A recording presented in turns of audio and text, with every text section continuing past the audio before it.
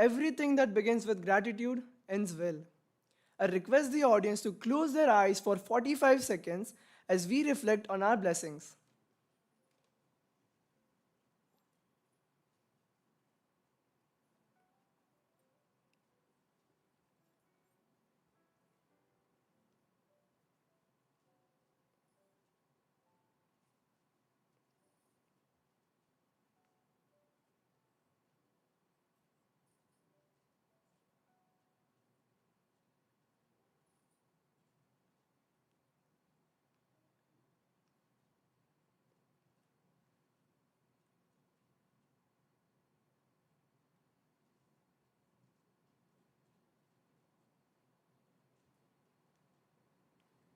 You may now open your eyes. Good morning, Director Principal Dr. Amrita Vora, Assistant Principal Dr. Pallavi Mukherjee, the leadership team of ELPRO International School, esteemed speakers, parents, and dear students. On behalf of Amrita Ma'am, I am profoundly delighted to welcome everyone to the 4th edition of TEDx ELPRO International School. I am Adya. And I'm Neve. And we are honored to serve as your host for today. It's a privilege to facilitate this event and introduce speakers renowned for their exceptional contributions in their respective areas. ELPRO International School is committed to fostering an educational journey characterized by excellence, quality, and forward thinking. So tell me, Neve, have you ever wondered what TEDx is? Well, I have a vague idea, but I'm eager to know more. Would you mind sharing? Of course not. TEDx represents technology, entertainment, design, with the X indicating that the event is organized independently.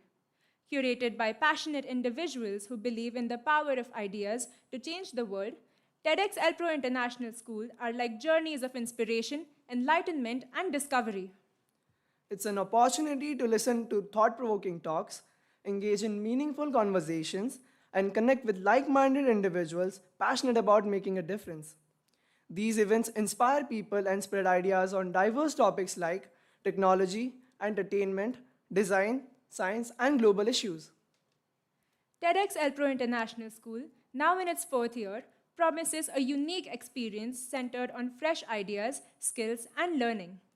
Building on the success of its first 3 years, TEDx ELPRO International School is set to continue its impact with captivating talks and engagement.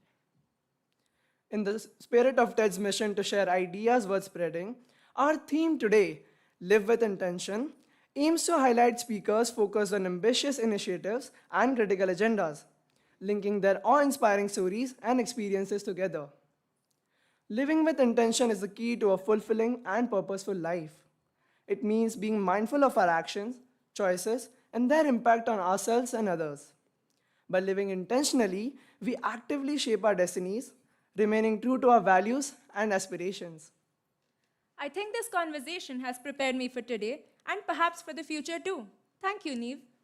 You're welcome, Adya. I believe everyone here is eager for the show to commence. To begin, let's highlight some crucial points regarding today's proceedings. This event is being recorded for our official website and live streamed on the ELPRO International School's YouTube channel, aiming to engage a broader audience. Please remain seated until the scheduled breaks. Ensure all mobile phones are turned off to avoid disruptions during the program and its recording. Refrain from leaving the auditorium during presentations and maintain silence. According to the TEDx guidelines, it is mandatory to maintain proper lighting while the event is being recorded. For this purpose, the front exit shall be locked. If you exit during breaks, kindly use the back exit and carry your guest iCards. You may return them to the registration desk afterwards. Feel free to share your event experiences on social media during breaks. Now, let us commence with the ceremonial lighting of the lamp, symbolizing prosperity and enlightenment. We welcome Dr. Amrita Vora, Dr. Pallavi Mukherjee, followed by our youngest speakers of grade 3 and 4, Arjun Sharma, Shaurya Deshmukh, and R.V. Bhosle to partake in the ceremony.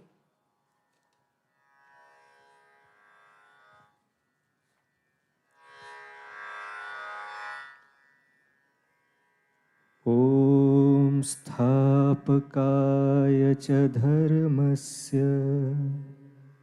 सर्वधर्मस्वरूपिणी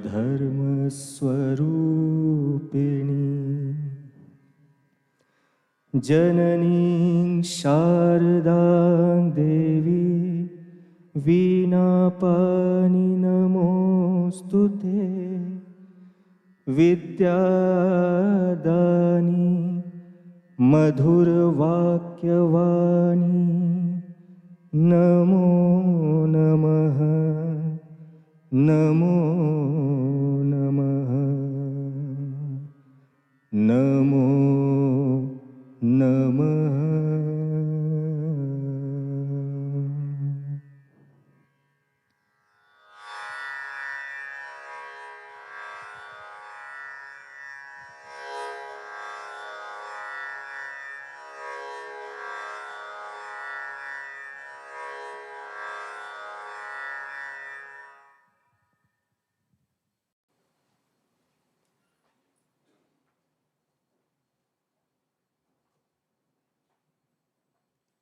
Thank you, dignitaries.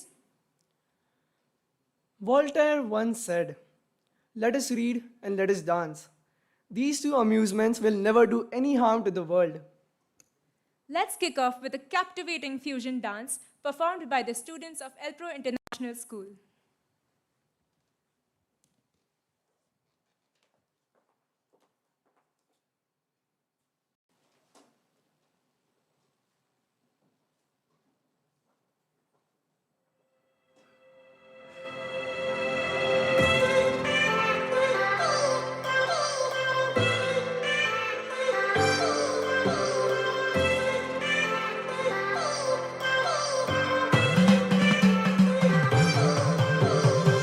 I've come so far from where I began. Miss the sound of the waves, the breeze on my skin. Wish that I could be back in my homeland, singing. Show me the road and I'll be right there. I'd do anything to feel the wind in my hair. I'd go far as it takes, and I won't even care.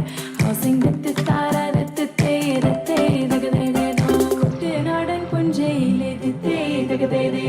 കൊച്ചു പെണ്ണെ കുയിലാളി താരേ കൊട്ടു വേണം കുഴൽ വേണം കുരവ വേണം കൊട്ടു വേണം കുഴൽ വേണം കുരവ വേണം ഓ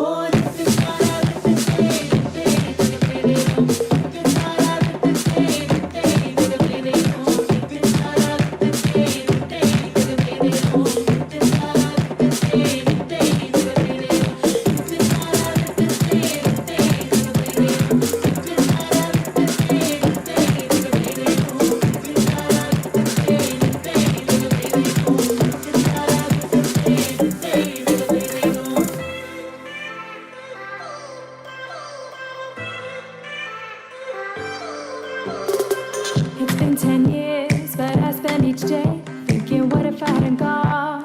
What if I had stayed? But when so many things are calling me away, I'll sing. It fills my heart like no other song can. It's the sound of the race, the boats leave the land. Take me back to the waters of my homeland. We'll sing.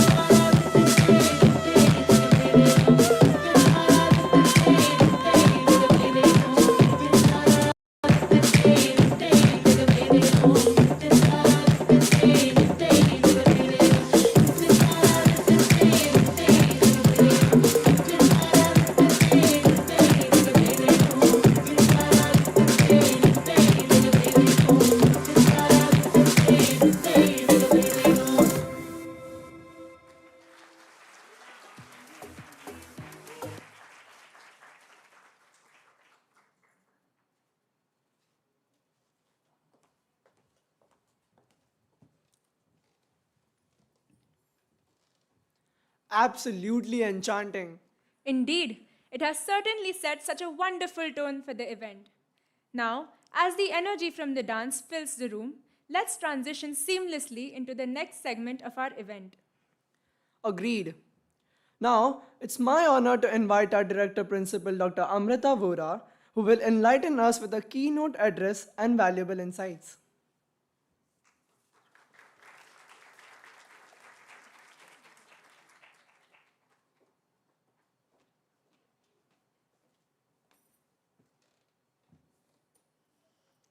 Good morning, everyone. I'm very happy, absolutely thrilled to be amongst such bright, curious sparks. I can see a lot of bright sparks out there, particularly my students. Today, we are here to celebrate transformative ideas. This platform is a fountainhead of such ideas, where we have journeys, passion stories of so many speakers. And what are they going to tell us?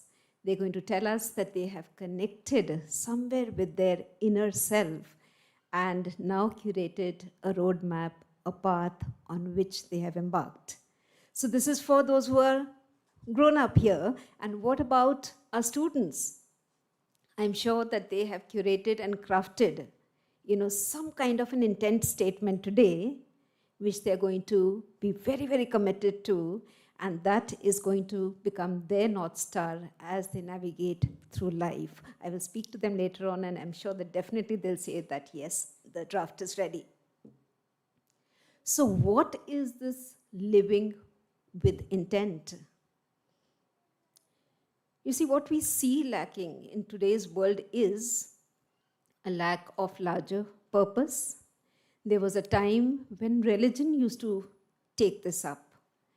Religion would help us to reflect, to look at what we are doing, why we are doing what we are doing, and give us direction. As the world has become more and more secular, probably a gap has come in. And now it is time for us to reflect and look within ourselves and create a world of our own where we ask these questions to ourselves. Who are we? Why are we doing what we are doing? What are we supposed to do? And therefore you'll read all around that what is the purpose of my life. So if you take a deep dive, there is always this inner signaling that is coming from within. A nudge, a tug, a voice that is telling us what we love doing, what we want to do, what is it that fires our imagination, what is it that makes us very, very happy. All we have to do is learn how to listen to this voice. As you're living, your life is a very smooth stream, and sudden waves come up which try to push you towards the shore that you are meant to reach. Recognize those waves. Once you have identified your inner calling, you know what is your area of brilliance, you know what are your strengths, you know what is your uniqueness. Make sure that you work towards honing skills so that you can actually give shape to that brilliance that lies within you. It will not happen on its own. Oh, I know my brilliance. I know my strength. I was born with an innate talent. So what? So create a daily routine of discipline so that you practice, you work hard, you put in the required effort, and now that brilliance will become a kind of a life task for you. Now, this life task is your intent. You found your intent, you're working towards it, you're working very, very hard, and when you are actually curating and understanding this life task, remember that it has to have some kind of a future productivity. It shouldn't be something that becomes redundant after 5 years, 10 years from now. And also, Needless to say that it should keep you happy. Those who compartmentalize work and life outside work, I feel can never be happy. Your work should be a part of vacation, and that vacation is your life. That is something that I would like you people to reflect on, to think. So, yes, your inner radar is in place, you're all charged up, your life task is ready, and now what you have to do is to make sure that you remain committed to the cause. Yes, let's be realistic. There will be times when you feel that I just can't manage, you get overwhelmed, probably, things get very tough, but make sure that you manage your emotions around that time, and don't become prisoner to those negative feelings, and fight out and rise above all that. We've seen so many examples, like you take Steve Jobs, committed to his goal, and what we got is Apple. Maybe you will connect more to J.K. Rowling, like so many rejections, single mother, not able to make it, but then resilience, persistence, and see what we got.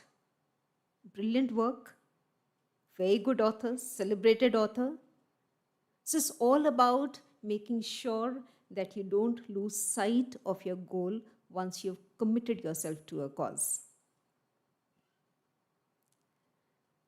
Once you have reached a stage of mastery, then you are equipped to break rules, to rewrite everything, because you are now in command.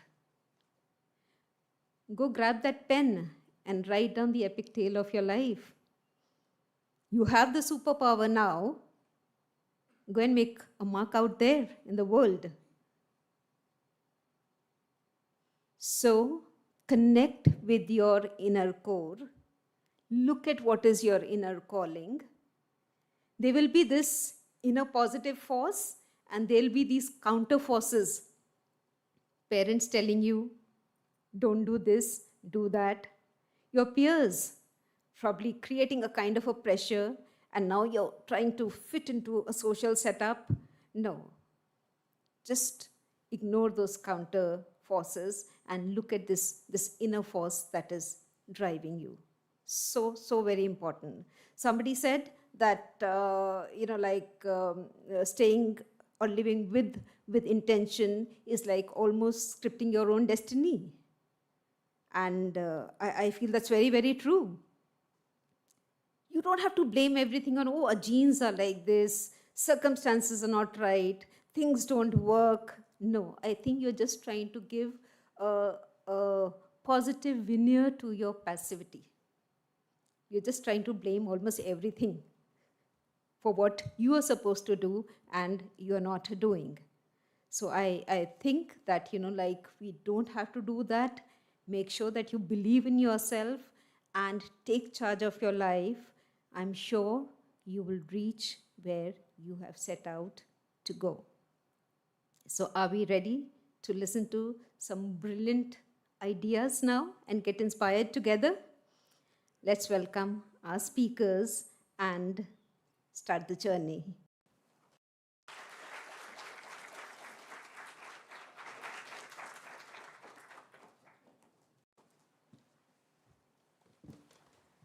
Thank you for sharing your invaluable insights, ma'am.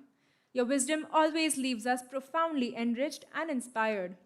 We promise that we will surely introspect, reflect, and retrospect to become a better version of ourselves. Thank you once again, ma'am.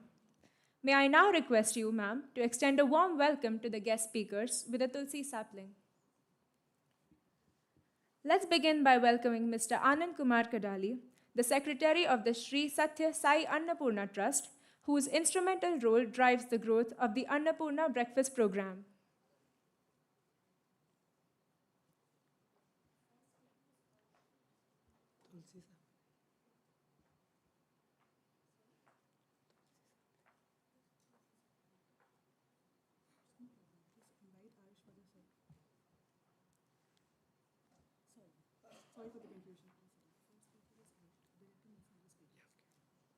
Our apologies. Now, dear attendees, please make yourselves comfortable and prepare for a session filled with inspiration and insight. And here, I take the privilege to invite our first speaker, Arsh Chaudhary. Despite the apprehensions that come with approaching the unknown, Arsh, a grade 6 student, fearlessly embraces new challenges. In 2023, he represented his school at the ISSO National Table Tennis event, conquered the Daira Bugyal Trek, showcased his percussion skills at various live events, and even earned the title of prefect, although he still struggles to wake up on Monday mornings. Please join me in giving Arsh a warm round of applause.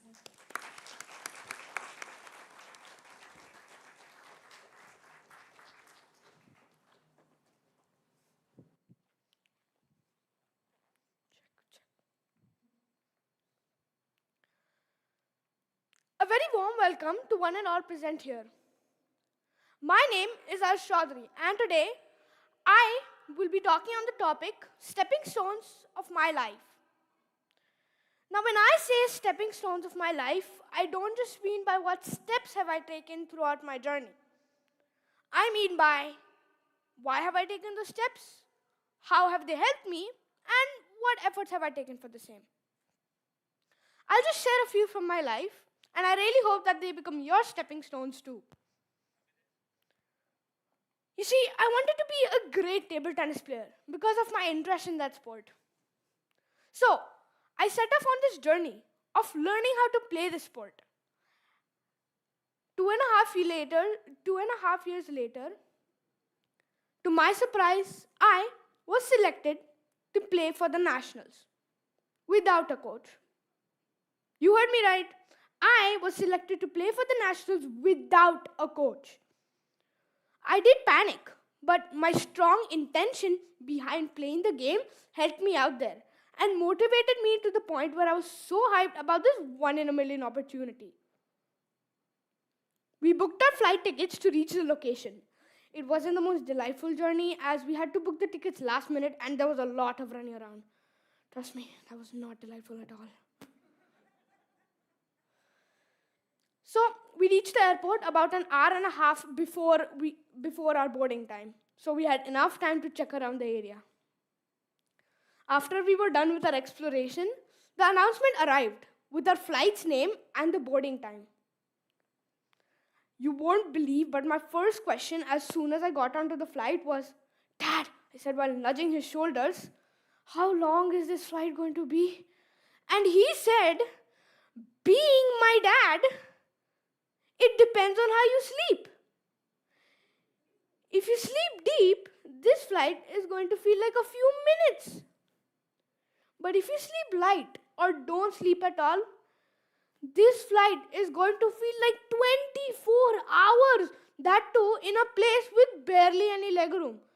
I do not want my legs to sleep off. I really don't." We reached the location and I had exactly 2 days to warm my bat up. I practiced and practiced, remembering that this is a once in a lifetime opportunity and only a few people get to play here. 15th of September 2023, the matches have begun. My first match was with a very highly qualified player named Yuvan. I played with even the most funniest faces I could make, but I still couldn't win. And Yuvan beat me 3-love, which means he beat me in all the 3 matches we played. Didn't even let me win a single one. Such a selfish person. My next match, or I would say the last one, was with an also very well-coached player. I don't really remember what his name is, but what I remember is that I was in the lead for all the 3 matches and a lead of 2 whole points. I mean, can you believe that? But being a professional, he caught back up to me and beat me 3-love again. Well, that was a big loss. Really, it was a huge loss. Even though I lost, one thing that I learned from this was that never let your hopes down. When I had that intentional thought, everything just worked like a miracle for me. It reminded me that I was playing at a nationals. A journey from just a society level player to being a nationals qualifier. If that wasn't a big achievement, I don't know what is. Even though I lost horribly that too, look how far I saw through the sky. And you can too by just holding on to that intention. Also, I'm pretty sure that some of you people here are going through a few struggles. Maybe some of you are even overcoming them. But for those who are going through them throughout your journey, here's a quick way to handle them. Just take a pen and a paper and write down what your achievements are. This will give you the same sensation of feeling rewarded and successful. And you will be like, I want to have that feeling of success again. I want to feel rewarded. And once you do, you feel like a totally new person. Almost like a person who's been suffering from backache, went to the chiropractor and got it fixed in a day. I mean, that would be very relieving, wouldn't it? I have another personal example to share with you all today.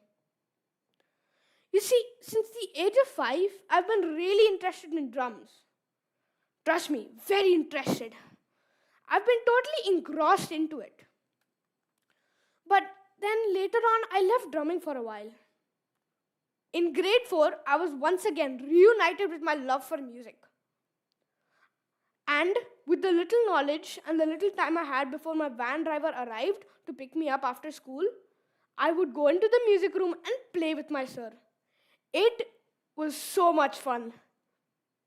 Sometimes I even used to break the rules by going in his absence and playing the drums, even though my teacher told me not to. Don't tell this to anyone.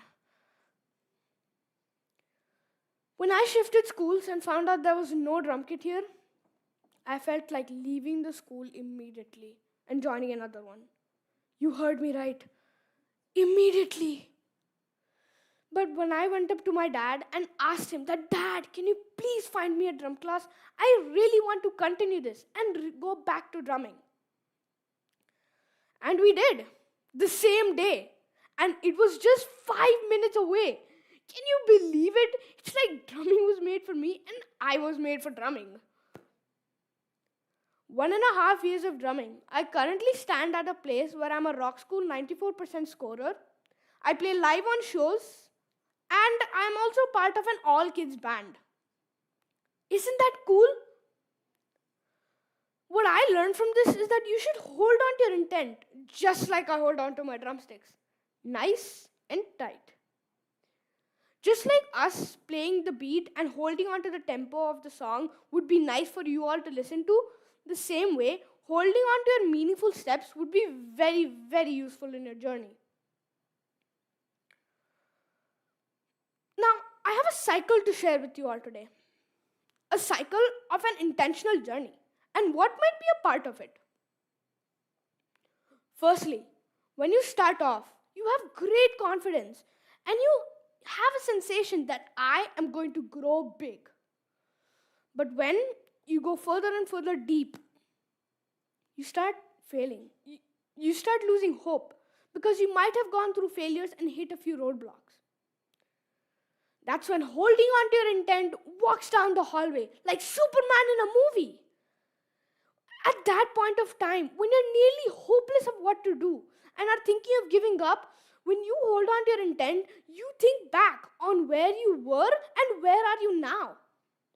And once you do, you jump up at a major scale, cutting through all of your failures. And then success just follows in front of you. Once again, first the start. You have great confidence. When you go further deep, you start losing hope. Failures. Wait. Hold on to your intent. And then success. I have a theory to share with you all today. A theory that might be a part of that will help you to reduce procrastination and help you throughout your journey. Quick disclaimer, this theory is an inspiration I take from my dad. I call this theory the step one theory. Step one theory. I mean, we do that all the time. Step one, step two. I mean, isn't that how we calculate our steps throughout the day? Well, that's not how it works. This theory can help you out in situations like this. Oh no, the monkey playful mind has taken over your actions, clouding it with unwanted thoughts. You're undecided of what to do and are thinking of giving up. Just say step one. Yes, exactly. That's all you have to do. Whenever you're in a tight situation, just say step one. Let's have an example. Dad, I have drum class, table tennis class, tuitions, and after school activities. I have only 30 minutes to practice. How will I take a rest? Can I please skip a class today? No. In this case, instead of me complaining, I should just say step one. Finish off drum practice. 30 minutes of drum practice. Don't think about the rest. Step one. Go to tuitions. Just get to tuitions. Don't think about the rest. Oh no, what will I do after tuitions? Oh no, then I have after school activities. Do not think about it. Just say step one and finish off that step. But now, you'll be thinking, why is he just saying step one? There should be a step two too, isn't it? The truth is, there is no step two. Funny, right? Step one without a step two. How did the cycle go on? I'm pretty sure that sometimes when you get into a bad situation that had happened last time, your parents say, "No, forget about the past. That's already gone. Think about the now." The same thing here. The step one you did was the past, and the current step that you're taking is your step one. Making more sense? Maybe not, right? I have a quote for it. Past is a history and future is a mystery. I think it makes sense now. But I'm like, some question is running in my mind. Is holding on to your intent enough? And if you're thinking the same, you're completely right. It's not enough. While setting an intent and holding on to it is great, but it's surely not enough to achieve it, my friends. In order to achieve it, you have to walk the path you have set. Not run, nor cycle. You just have to walk that path. And my step one theory will help you to achieve baby steps in your journey towards achieving your ultimate goal. So remember, there is no such thing called a step two. It's just step one to the end. Thank you, everyone. This is Arsh, signing off. Have a great day.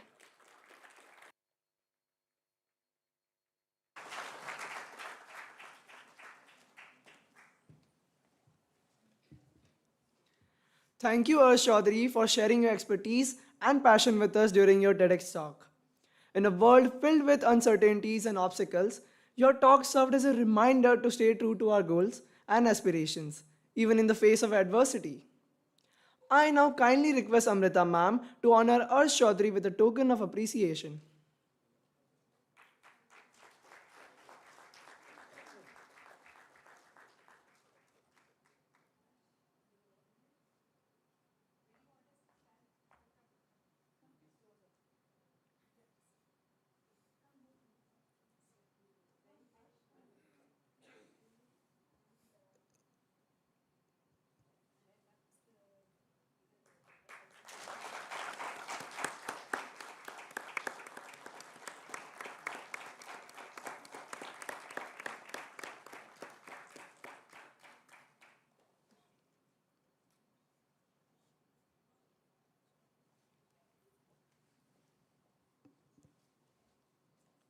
Next, we welcome Shauryas Deshmukh, a grade 4 student at Elpro International School.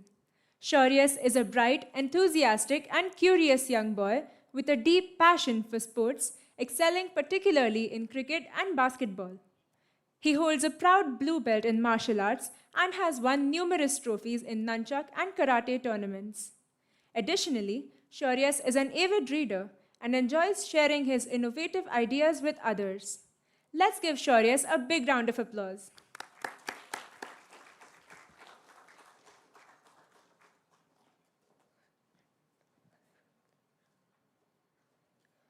Friends, have you ever imagined a world without the things we use in our daily life? For example, what if we got up one day and there was no toothbrush? How will we brush our teeth? Or if there was no comb, how will we comb our hair? Or if there were no shoes, we would have to walk barefoot on hard, rough surfaces and would definitely get cuts and bruises on our feet, won't we? So, friends, these small, basic things are nothing but important inventions. I am Shaurya Deshmukh and I am here to talk about the most important inventions according to me. So I am sure all of you must have heard one of these famous fables, the thirsty crow. So it starts with this crow who is really thirsty on a sunny morning and he finds a long pitcher with a bit of water inside it. But his beak is not long enough to reach the water in the long pitcher. So what now? It does not give up. It puts some pebbles from nearby into the long pitcher and the water level rises up. And then, bam! The thirsty crow is not thirsty anymore. So, friends, we learn from this story that even though when things get tough, that you can use your brains and try to find out a way from it. And I'm sure you'll find a solution. Let's talk about the most important inventions according to me. First is fire. Because of this invention, we can now cook food, generate heat, and provide light. Another invention is the wheel. In Stone Age, people used to carry heavy burdens on their backs and used to carry all the way to their destination. And when they came back, they were very tired. But with the invention of the wheel, things got very easy. As a fourth grader, this question always arises in my mind. How would our lives be without the invention of the pen and pencil? Let's talk about the history of the pencil. It started with this remarkable discovery made around some 1564 by a shepherd in England. While tending to his sheep, a shepherd stumbled upon a strange black rock, and when he touched it, it left marks on his clothes. There, the villagers realized it was called graphite. They used it to draw, write, and do many more things. But it was too messy just to hold the graphite. So what now? They put some of the graphite in a tiny wooden log, and that's how pencil was born. Today, we use pencils all around the world to write, draw, do sketches, and many more things. It all started with this small discovery made in the late 16th century by a shepherd in England. The moral of this story is that even simple discoveries can lead to big inventions and can come from the unexpected places. But now let's think about this. How would we write without pen and pencil? How would life be? I remember the first time I wrote with a pencil. I was in senior KG. That day, I truly felt like a grown up man. And I thought I learned something very important. And indeed, it was. I've just begun to write with the pen earlier this year. It's definitely smooth to write, and there's no question of sharpening it. But when you make a mistake, you cannot erase it.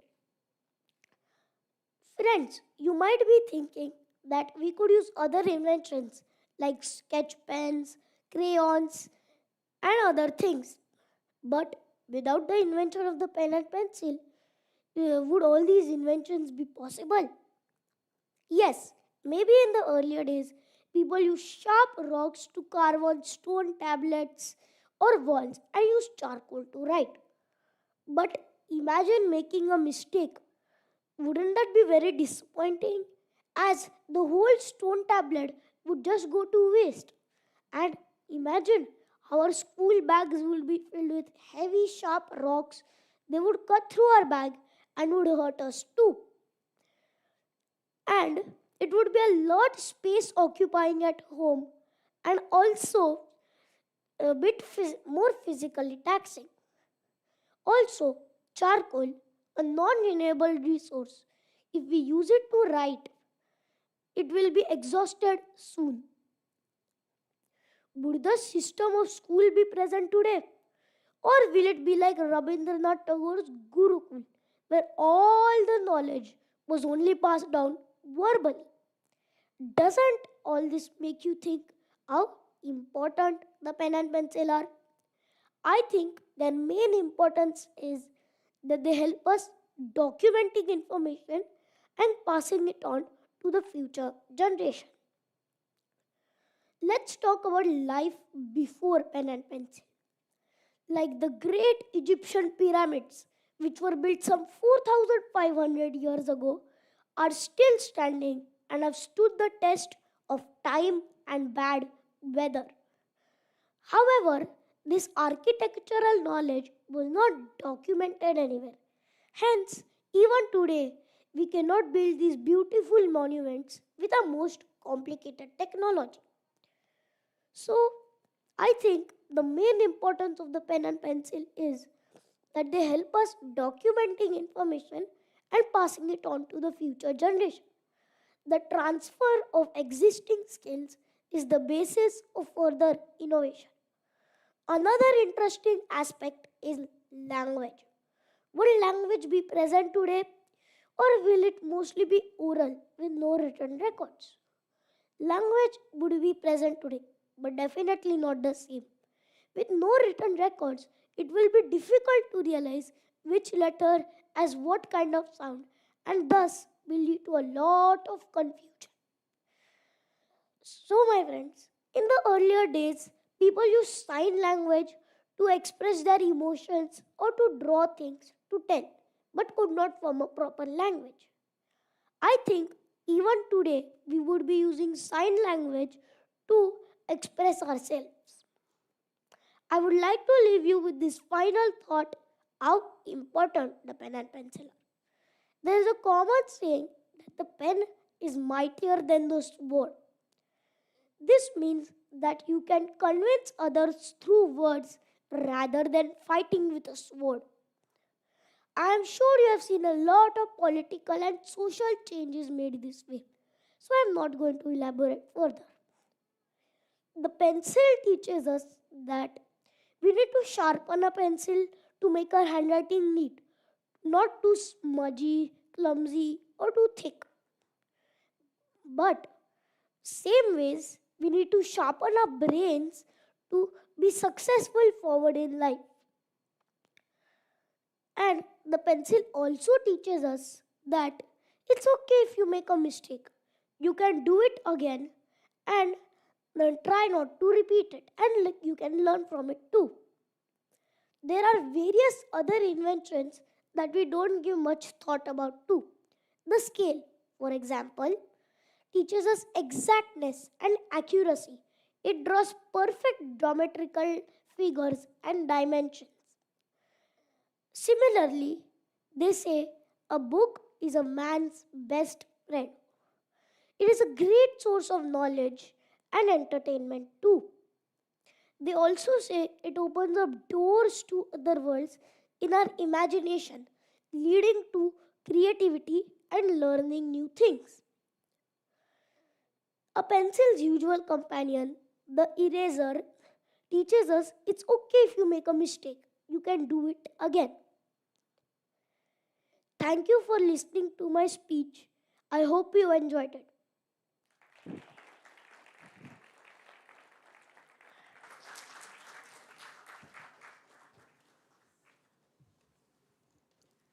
Thank you, Shaurya's, for your thought provoking ideas and insights.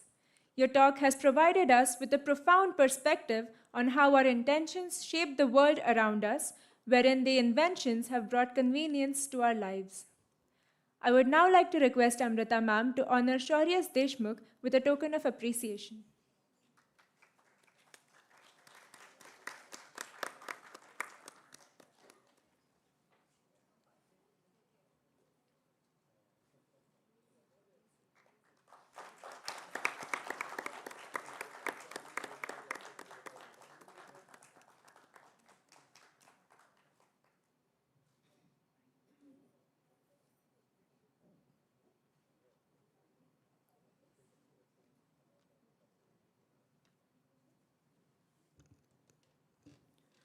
Our next speaker is Ms. Nandita Naik, a senior business analyst with over 12 years of experience in information technology and telecom. She is also a certified yoga and wellness coach accredited by the Ayush Ministry, Government of India. For the past 6 years, she has been teaching yoga to young students and promoting wellness content on social media platforms. Ms. Naik is a firm believer in conscious living and aims to make positive impact in people's lives through yoga and technology. Please welcome Ms. Nandita Naik with a big round of applause.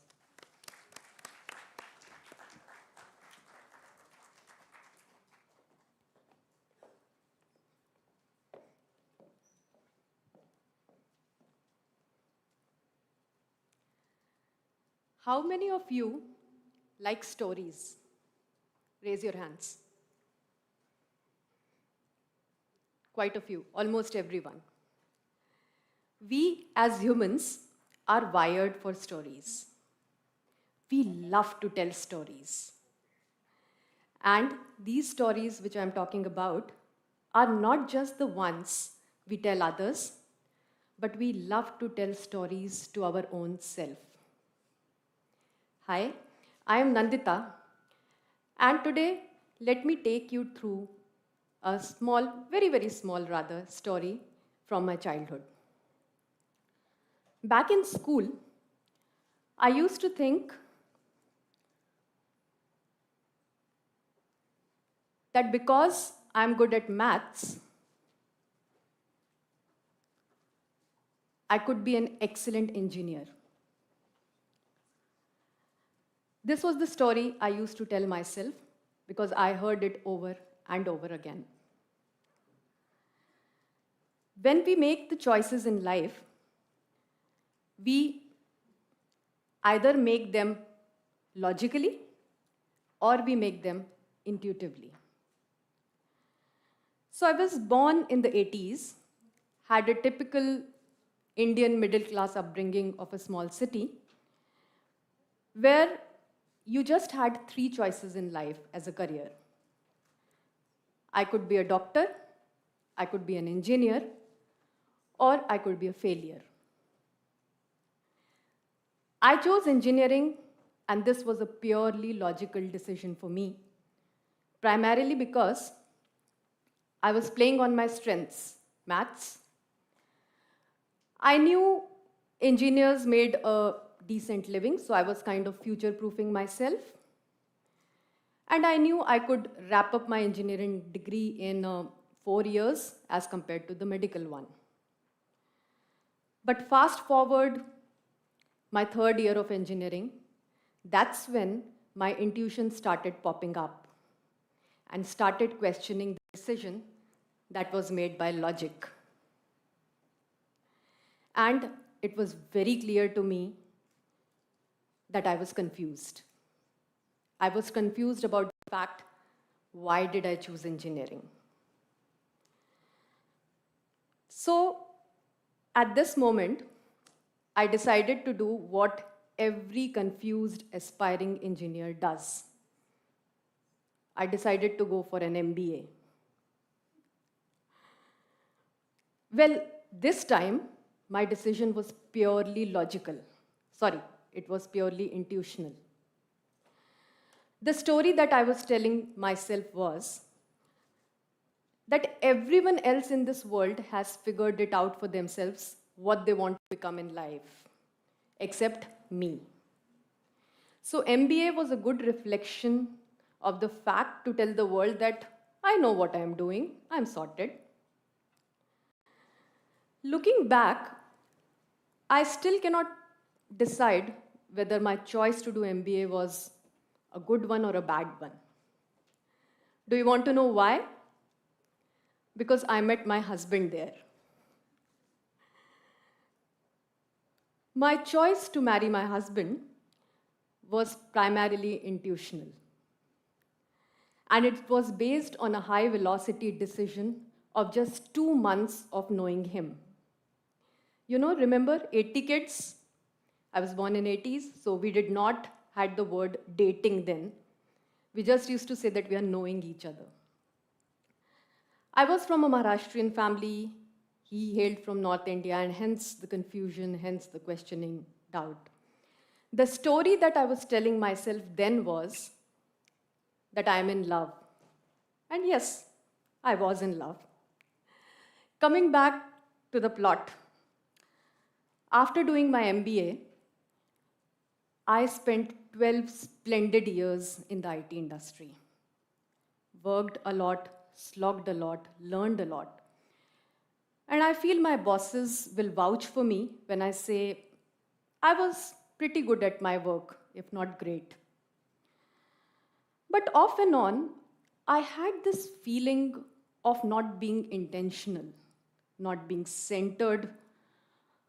I wanted to take a break, pause, reflect, question my choices, spend more time with myself and my family. I was 37 then. I had spent 12 years in the industry, mother of an 8-year-old, and I was living my Australian dream. Yes, there is such thing as Australian dream. Not all dreams are American, by the way. And in middle of all this, one fine day, I called it quits. And I was asked by my friends and family, what on earth are you thinking, Nandita? When we make choices in life, we are often faced with this particular question. What on earth are you thinking? Comfort, fear, and expectations. These are the three things which holds us back from making choices in life. Comfort of doing what we are doing continuously and what we are good at. Fear of unknown. And expectations from others and the expectations that we put on our own self.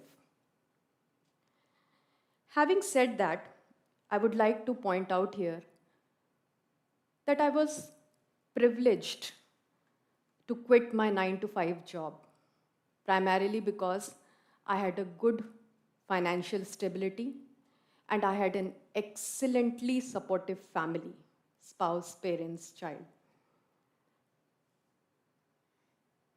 Moving on from here, the plot thickens now, or should I say, the plot stretches now, because after quitting IT, I discovered yoga. Should I say, yoga discovered me. As I started practicing yoga more and more, I understood how inflexible I was. Physically, yes, but more mentally. I started to see changes externally as well as internally. You know, there is a scientific study which proves that when you stretch your muscles, there are certain neurochemicals that are sent to brain. And when you do this stretching regularly for a longer periods of time, your brain structure can actually change.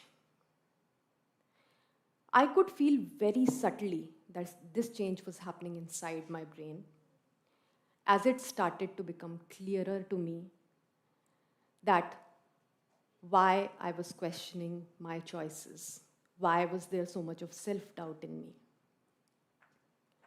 My decision to quit IT was purely intuitive.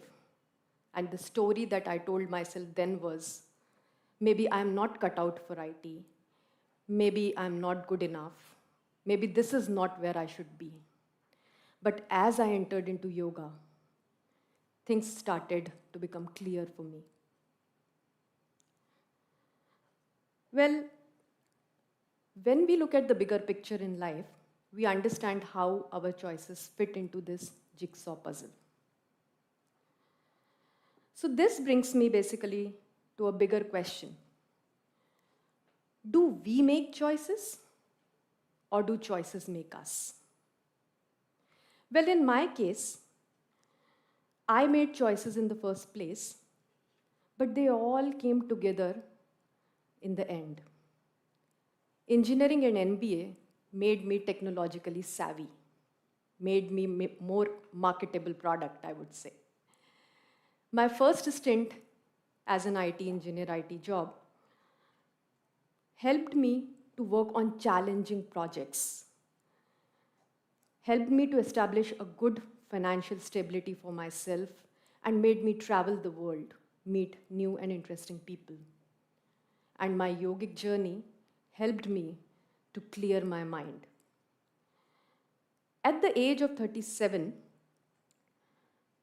with no athletic background, I was never a sporty person.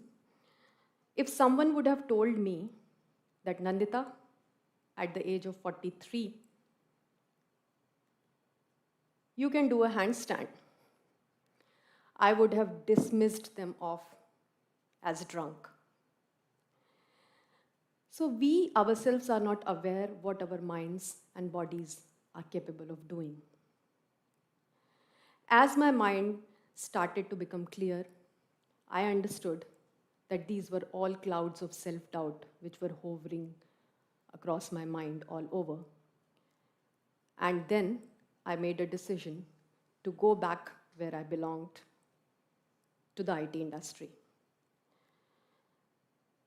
And this time, this decision was a mix of intuition as well as logic. And the story that I was telling myself was that I am worth it. The reason I feel this story is fascinating not because it is mine, but I feel it has deep lessons in it.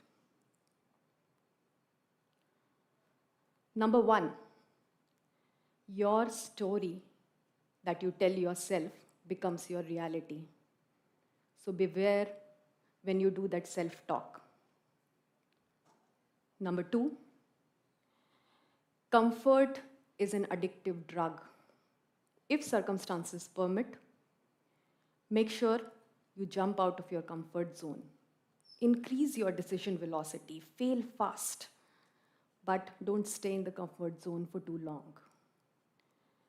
And number three, it's okay to change tracks in life as long as you know why you are doing what you are doing. Your whys may not be clear in the first place, but they would become clear as you move. And your whys may not make sense to the other people, but if they are making sense to you, go ahead. Thank you so much for choosing to hear me out today. Thank you.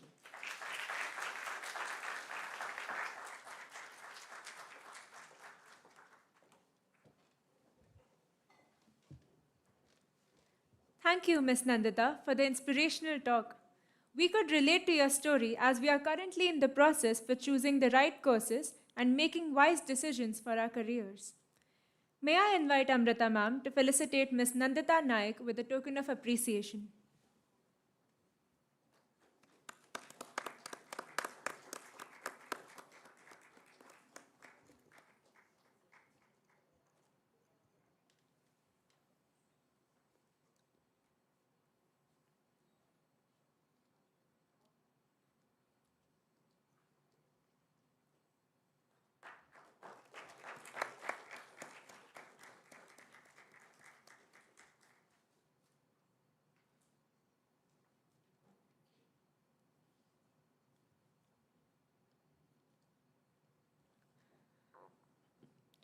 Next up, we have Shriya Ruge. She is an individual whom many consider quite optimistic and open minded. She is a total foodie and a travel freak who loves an adventure any day. Apart from having a burning passion and zeal for tennis, she lets her competitive yet fun spirit get the best of her in any and every sport. However, a cup of hot chocolate, a cozy bed, and an intriguing book in hand excites her just as much. Please welcome Shriya Ruge.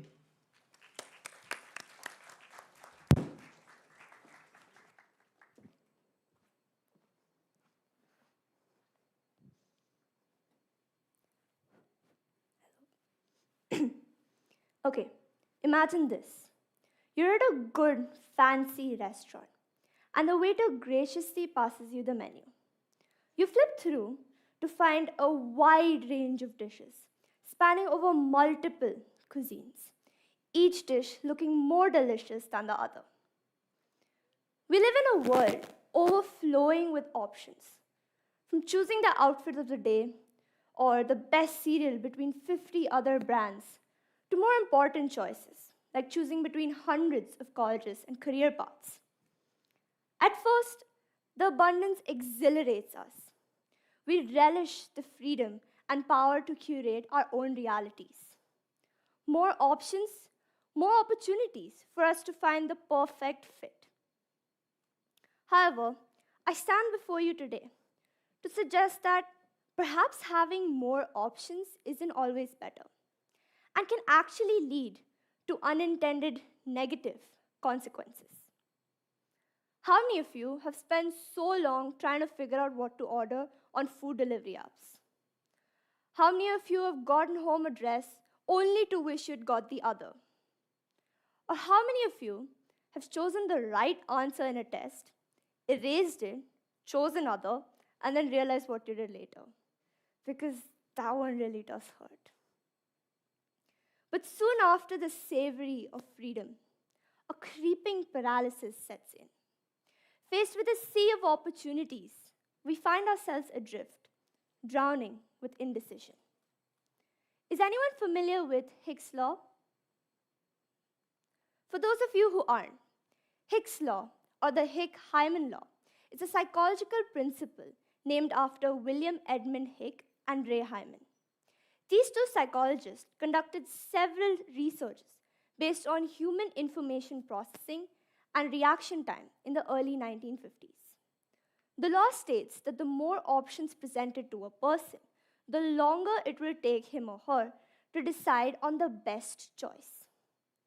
Similarly, studies have shown that when encountered with a multitude of options, people face greater anxiety to choose the right choice. This causes us to constantly second guess ourselves, and this overbearing weight of choice leads us down a treacherous path, the path of regret. Agonizing over missed opportunities, haunted by the what ifs that echo in our minds, this regret poisons our present. It steals the joy from the moment, replacing it with a gnawing dissatisfaction. To highlight this catastrophe further, I take inspiration from an amazing author. I saw myself sitting in the crotch of this fig tree, starving to death, just because I couldn't make up my mind which of the figs I wanted to choose. I wanted each and every one of them, but choosing one meant losing all the rest. And as I sat there, unable to decide, the figs began to wrinkle and go black, and one by one, they plopped to the ground to my feet. The text is an excerpt from Sylvia Plath's short story, The Fig Tree, where it tells the tale of a woman who finds herself paralyzed while trying to choose a fig from a tree. Now, she wants all the figs, and the thought of choosing just one and missing out on the rest didn't sit right with her. As she hesitates to make the right choice, the figs begin to rot and spoil, and she is left with absolutely nothing. The story tells a tale about the woman's inability to choose a fig from the tree, touching on the feeling of wanting everything and fearing the loss associated with choosing just one path. It tells us about how she faces with indecision in the face of a copious amount of choices. This FOMO, or fear of missing out, can breed regret if one dwells on the what ifs of the chosen path. In today's world, we're constantly bombarded with options, from what to eat to what to wear to what career to pursue. This choice can be quite overwhelming and lead to a sense of paralysis and regret. So, what is regret? Regret is looking back with remorse or disappointment. Just like the time you make plans to go out and then fully regret it when the time actually comes. Or when you ask your friends for an honest opinion, but their opinion just gets way too honest. Regret is like holding on to a story or a memory done by someone you no longer are anymore. Dwelling on the past won't change what happened. So instead of wallowing over spilled milk, acknowledge it, learn from it, and move forward. Think of it like this: we wouldn't need traffic lights if everyone drove perfectly. Similarly, we wouldn't need regret if everyone always made the right choice. After all, we are human. Everyone is ignorant and flawed in their own special way. Everyone is prone to making mistakes. Constantly moping over the feeling of regret just reveals your arrogance, leading to questions like, how could I do that? We become so paralyzed by the fear of making the wrong choice that we are unable to fully embrace the ones that we've already made. Fun fact, bees also face a similar dilemma. Yeah, bees. When in a field full of pretty, colorful flowers, they spend more time trying to figure out what to feast on when flowers of two or more colors are available, rather than when just a single colored flower is present. The paradox of choice is not a prison, and regret is not our life statement, but a temporary visitor, here to offer a lesson and depart. We can break free from the severity of what we call better and forge a path towards a more fulfilling future. As Tim Burton rightly said, if you think the price of winning is too high, wait till you get the bill from regret. Being a striking metaphor, the quote warns us about the heavy burden regret can be, much like a large bill, and highlights the importance of making choices we won't resent. The quote implicitly prompts us to reflect on who we truly are. Are the sacrifices and costs required for winning worthwhile, or choosing a different path with low costs align better with our values and long-term well-being? The paradox of choice is what we think more options would make us happier, when in reality, it leads to feelings of immobility and discontent. So, how do we escape the tyranny of choices? We start by forgetting the line, it could have been better. We focus less on trying to make the mythical, perfect choice. We learn to accept ourselves for who we are and not who we're supposed to be. We work to go with our gut instinct and stop endlessly comparing alternatives. It is important to remember that while having many choices can get quite distressing, it empowers us to shape our lives. Making informed decisions, focusing on the positives of the chosen path, and practicing gratitude can help navigate your way through the complex emotions surrounding choice and minimizing regret in the long run. At the end of the day, we can't make regret just vanish into thin air. So we live with them and feel them to a certain extent. We don't let it stop what we do. Over time, it will fade, replaced by a newly found appreciation for simpler things. So, Let us not be prisoners of possibilities, but the explorers of present, navigating highways of life with clarity, purpose, and the well learned lessons of regret. Thank you.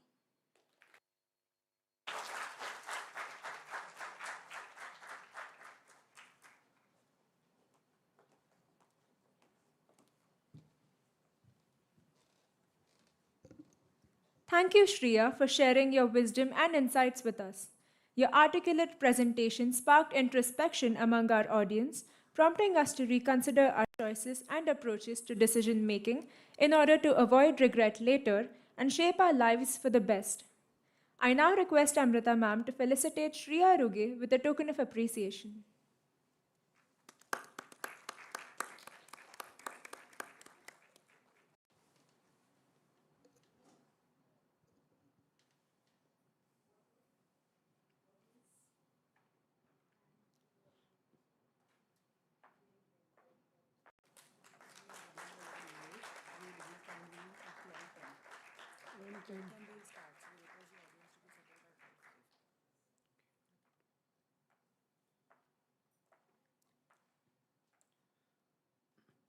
Ladies and gentlemen, we hope you enjoyed the insightful talks presented by our speakers. Now, before we proceed further, we will be taking a 30-minute brunch break. This is an opportunity for all attendees to stretch their legs, grab a bite to eat, and network with fellow participants. We kindly ask everyone to return promptly by 12:05 p.m. because we will be starting again at 12:10 p.m. as we have more exciting presentations lined up for the remainder of the event. Thank you.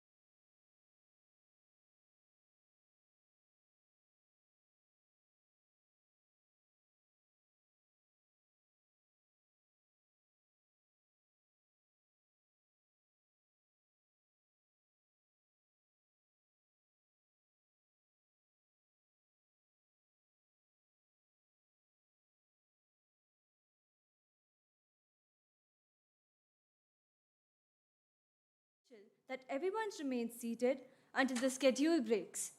Please ensure all mobile phones are turned off to avoid disruptions during the performance and recording. We kindly ask you to refrain from leaving the auditorium while presentations are in progress. Maintaining silence within the auditorium is critical. According to TEDx guidelines, it is mandatory to maintain a proper lighting to the event as it is being recorded.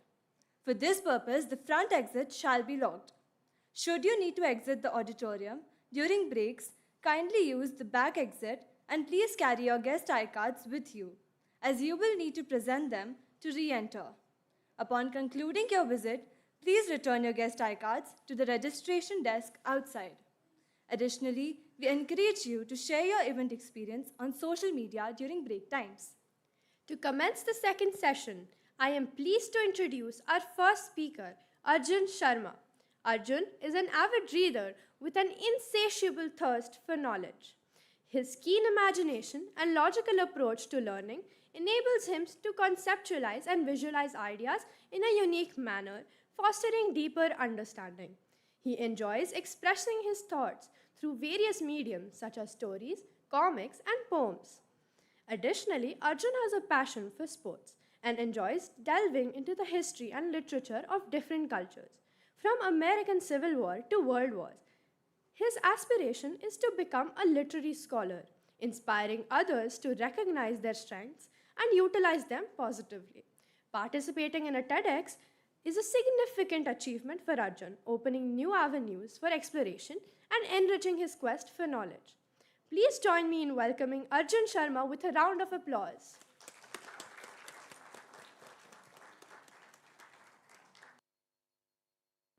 Mic check. Okay. Farewell to the mountains, high covered with snow. Farewell to the strats and green valleys below.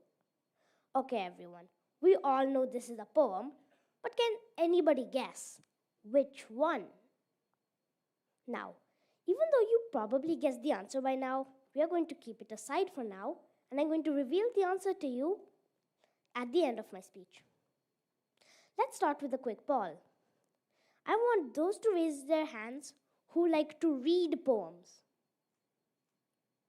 Okay, that's nice. Now, who likes to write poems here? Let's have another show of hands.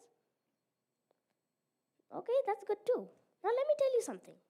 Even I like to write poems. I find it a very, very interesting hobby.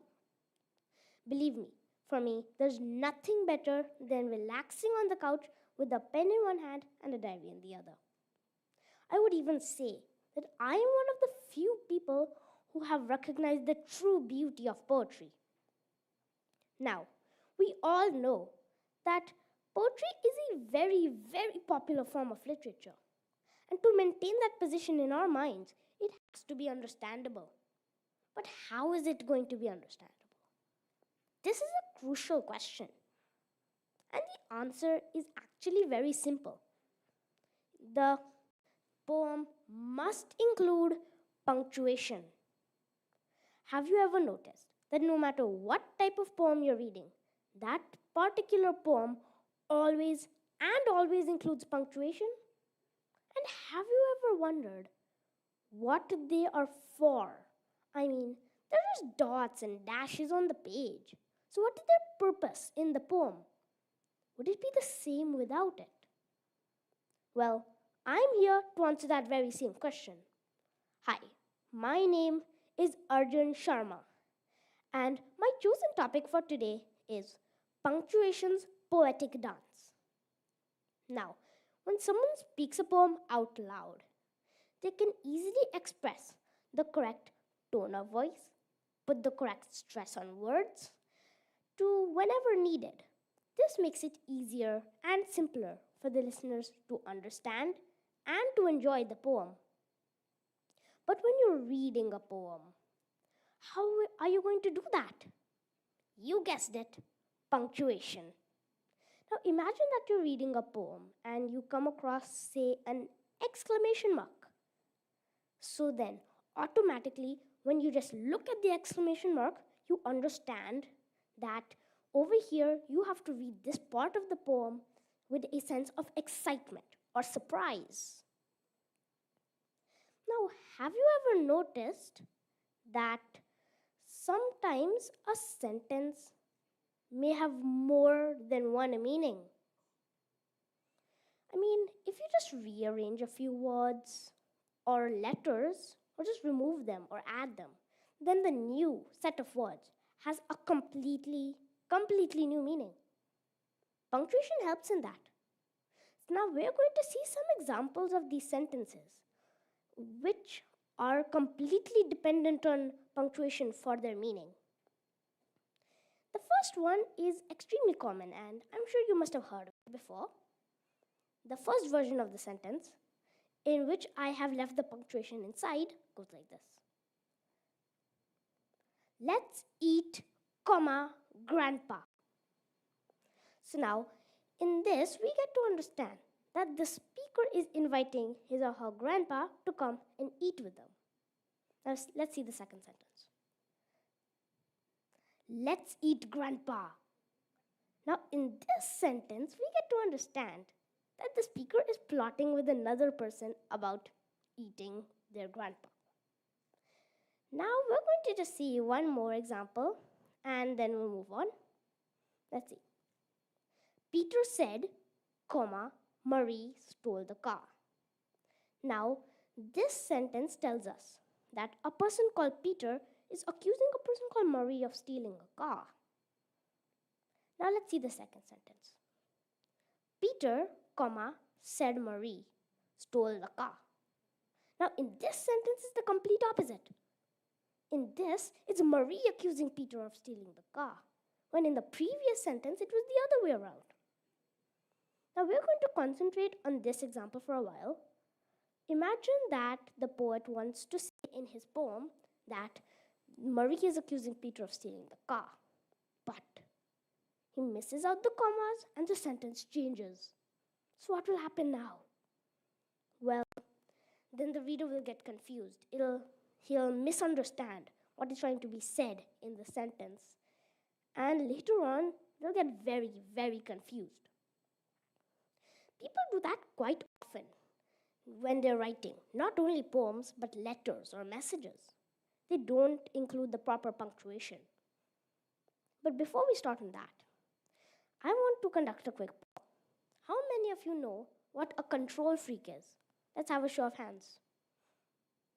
Okay. Now, how many of you know what a grammar control freak is? Raise your hands again. Okay. Now let me give you your answer. Me. That's because I spend a lot of my time to correct other people's grammar. One grammatical error, and I'm the first person to come in and correct them.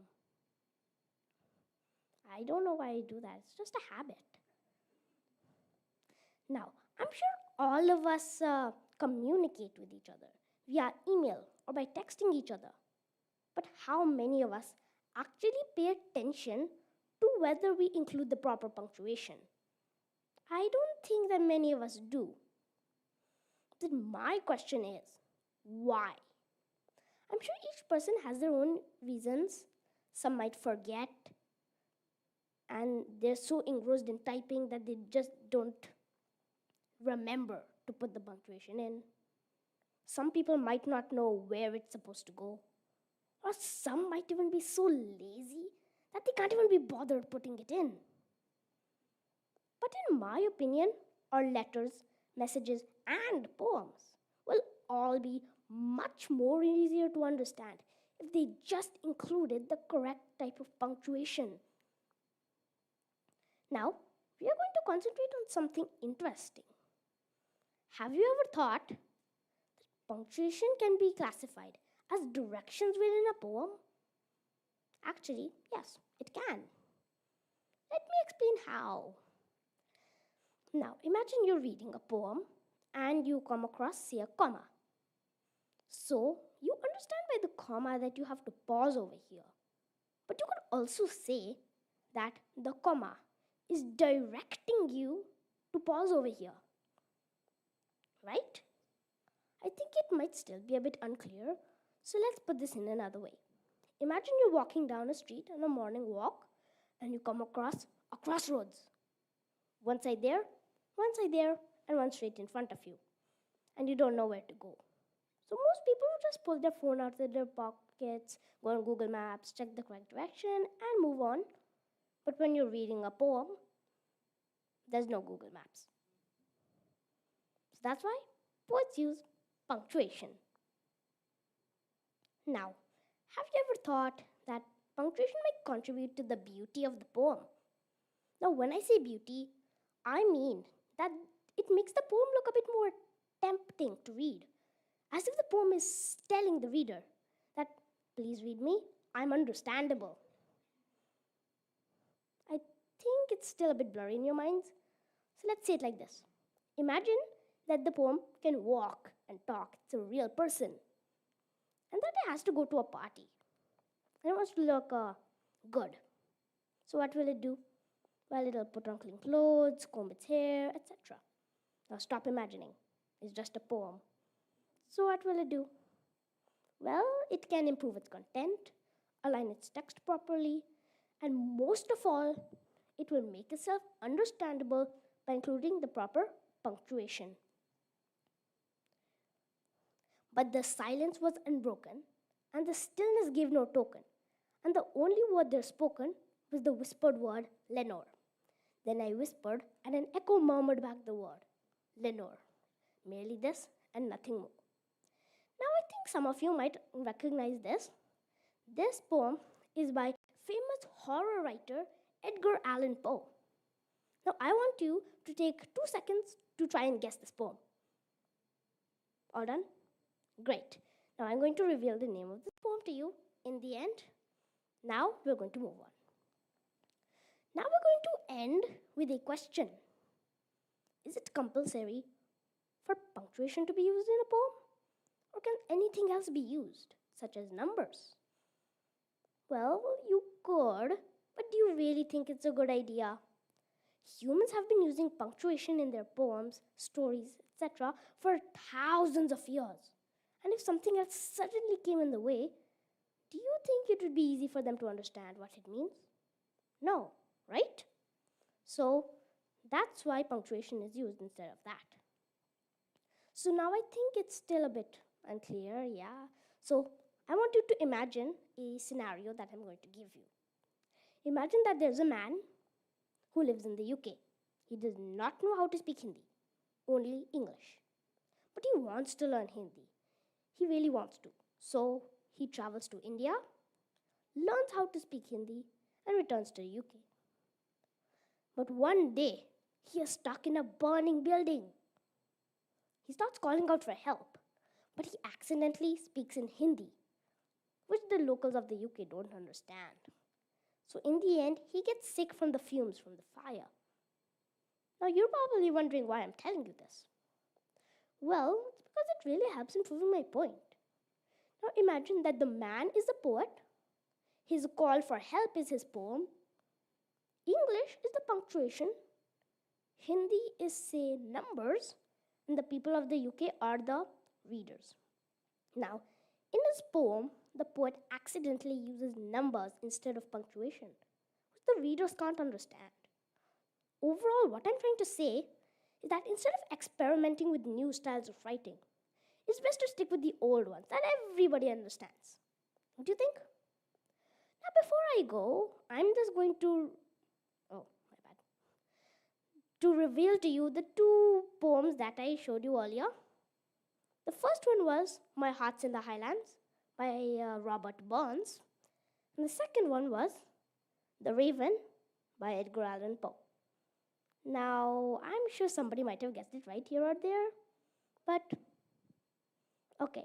So, now I've come to the end of my presentation. I hope you enjoyed my speech. I'll be running along now. So, thank you. Have a nice day.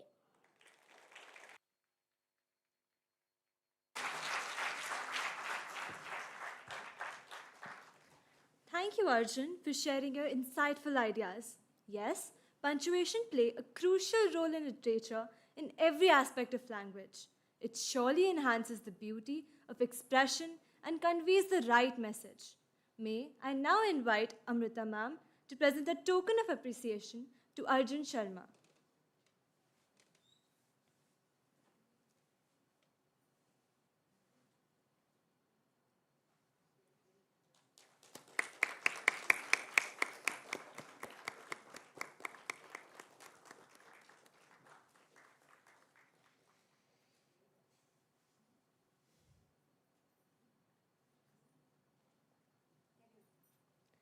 I would now like to introduce Mr. Anand Kumar Kadali, the Secretary of Sri Satya Sai Annapurna Trust, whose remarkable leadership has been pivotal in expanding the Annapurna Breakfast Program. This initiative provides daily nutrition to over 3 million underprivileged school children across 40,000 schools in India. Mr. Anand brings with him 15 years of experience from his corporate roles at Hewlett Packard, HCL, and Dimension Data, where he specialized in computer networking and security. Transitioning to full-time community service, he is utilizing his expertise to drive meaningful change. As a certified independent director and a captivating speaker, Mr. Anand has inspired over 500 volunteers, professionals, and students to actively engage in the Annapurna Nutrition Program. His collaborative efforts with the Indian government officials have advocated for increased support to underprivileged children, effectively combating hunger in schools. His initiative's outcomes are evident in increased student retention, enrollment rates, improved academic performance, enhanced health profiles among rural school children. Mr. Anand Kumar Kadali's unwavering dedication and strategic leadership continues to positively impact millions through the transformative Annapurna initiative.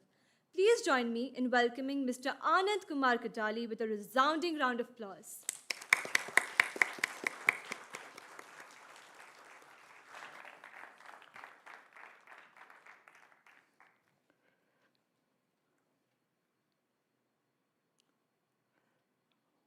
I'm sure most of us had our breakfast in the morning, and it's a pleasure to know that many children over there in this school are fortunate to have a wonderful parents and also teachers to guide them in their future.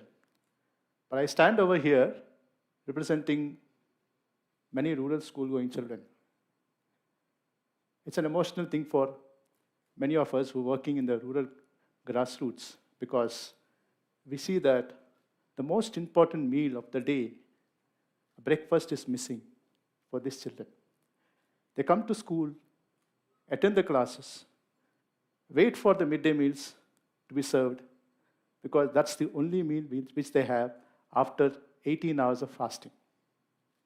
Now, this is something which we started in 2012 as a small activity. And then, when I was just leaving the school, one of the child came back to me and she told, "Sir, please come daily." That was the call, the inner call, which we kind of took it as a challenge and started doing this morning nutrition program. We understood that if we feed the children, we are actually feeding the present, which will make for the future. And that's how, when we started this program, we understood that it increases the metabolism of the body. It actually kind of also motivates the children to study well. It improves the academic performance of the child. And last but not the least, it actually builds immunity. Many a times in schools, I've seen parents go back and tell to the teachers that my child did not have breakfast. I just bought a small tiffin carrier. Can you allow him to have it for 5 minutes? And this is the case with me as well, and for all of us over here when we were studying. That's the love which our parents had for us. It also kind of made a very bold step for all of us to do something very unique by serving this morning nutrition program. With just about 2 of us, me and my wife and a couple of my friends, we started by serving this breakfast for 50 children. And then, of course, we had our own challenges. We had to also juggle between our jobs and then find time to go to the school and serve these children who are in a rural hamlet 20 kilometers away from the place where I stay and another 40 kilometers away from where I work. So in a day, I used to travel almost 100 kilometers to serve this breakfast for the children and then go back to office work. But that did not stop me. We also had financial burdens, but still nothing stopped us because the moment we started working, serving the children every day, that actually made us feel happy. So here are a couple of transformational stories which I felt I should probably share over here. The bright faces which we see the moment they see us itself is a blessing for all of us. And that made us very happy to serve them whatever breakfast we could bring for them. The children whose arm circumference is very, very little, understanding that they are very weak, inspired us to ensure that they become much more stronger. The disappearing collarbones. Many times we see children having collarbones shown, and we felt, the child is not fed. And this is exactly what made us to do this program day on, every day. And then most important is the dropouts. When the children came to know something is fed in the school, they were dropouts. Punctuality, 8:30 you got to be in the school, 8:30 they were sharp there. Finish the breakfast, or a health drink, or some bananas, or some milk, 9 o'clock, attend the classes. Otherwise, they were actually fainting in the assembly hall. So this is a very important, unique activity which made a lot of impact in building the nation through nutrition. And then teachers were more encouraged. They felt that, by giving this, they could actually teach well. Otherwise, they were actually teaching to empty stomachs. And then finally, the local people over there also encouraged us because they were also getting a bit of business, and we were able to prepare something for them and help them have that breakfast with the support of the local vendors over there. And finally, support of the working parents. Many parents who work working outside, especially laborers, they cannot even feed the child in the morning. And this actually made a big beginning in making sure that their child is actually fed the moment they come to school. These are some pictures of children with their smiling faces having a very hot milk with a nutritious health drink. Then these are our volunteers who on their own came forward and said, I would like to come serve children idli, serve upma, poha, and that's the way I would like to start the day with love. And some of the pictures of children who actually are all sitting together and having this meal, which is the most important thing before the classes start. And then this is a very unique thing to tell, that a lot of the apartment people came forward to prepare poha, upma, puliogare, the local pellet, whatever is required for the children. And then early morning, 7 o'clock, take that, go to the school, serve the children, come back to work. In such cases, we also identified within the apartment 20 to 25 families, where each of them prepared 10 chapatis. When they were preparing chapatis for the family, they were also preparing for another 10 children. So assuming that it will help the rural poor. So like that, we had 200 chapatis every day coming, and we used to go and distribute that. So likewise, we were trying to involve more and more volunteers to be a part of this very unique program. And you can see the pictures over there. Children very nicely having the drink. Imagine the moment I send a picture about the food which has been prepared by a particular person, is been served, and it has been eaten, and then the child is nicely smiling, and the same picture I sent it back to that person, he feels so happy. Something was done for the nation, and something was done through me. We don't need to do something as such as what we would like to do as a big thing. A simple thing like this is good enough. Now, I have to tell my personal challenge over here. Just because we started this program, half of my salary was just going for breakfast program. So there's no saving as such. And then, we realized that we need to get more and more people to support us. And that's how we spoke to a lot of people, a lot of individuals, spoke to many of my colleagues in the office, all my old schoolmates, college friends, everyone.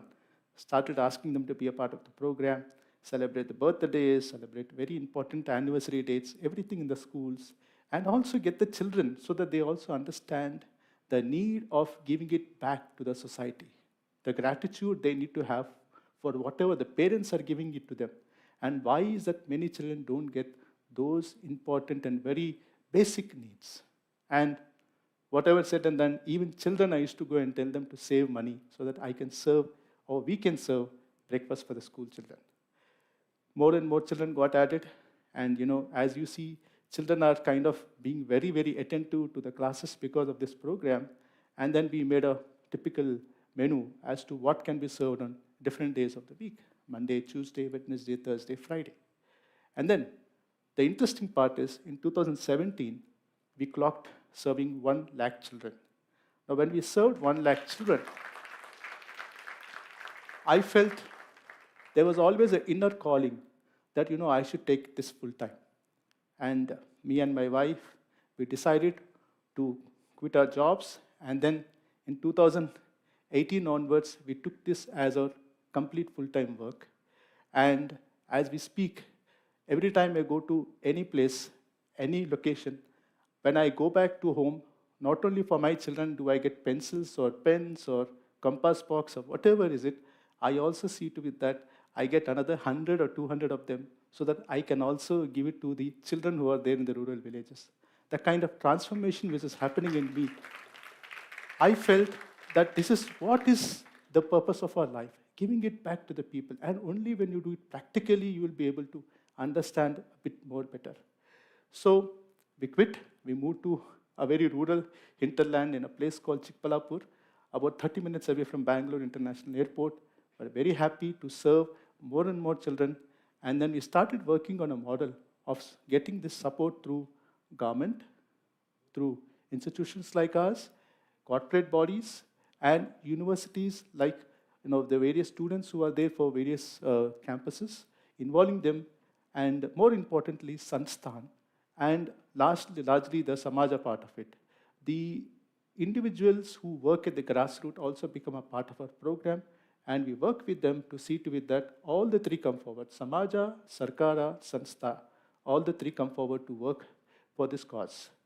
So in 2019-20, when we were just about to expand ourselves, we reached about close to 5 lakh children, and we covered almost 17 states and 3 union territories. All these places, we started the work with the MOU signed with the state governments, with the support provided by the local teachers and the cooks, and also many donors who came forward to support this program. But again, all of us know COVID actually hit us, and we had to stop our work for almost 2 years, but we couldn't actually make a decision of stopping it. We continued serving the children and also their families by giving daily ration items. In whatever capacity we could do, that also helped. So it was just not the breakfast for the children, it actually went into a family by giving them some ration which can help them to serve their livelihoods for almost 2 years. And then in this process, we also recruited almost 100 staff members to support this cause and work towards more and more rural school-going children. This is the pictures about the COVID impact we had to do, where we had to give these dry rations for a lot of family members. And then when we restarted back, it was also understood that we had some sort of innovations to be bringing in. So we thought we should try to bring in a health drink, which is more kind of not only healthy, but also builds resistance across any airborne disease. So chickies, something which is very ready to eat kind of foods should also be given so that we can expand more. So we brought in some variations apart from the cooked breakfast, which was earlier the intent. And that's how we made it happen through a lot of innovations and collaborations with a lot of partners. And we right now have these product lines or menus which actually help us to propagate and expand. Bananas, cookies, chickies, and then you have health drinks which are there. All these are given absolutely free of cost to all the school-going children across all the various government schools. Largely and predominantly, we are strong in South India, and now we are just making our inroads towards north and northeastern parts of it.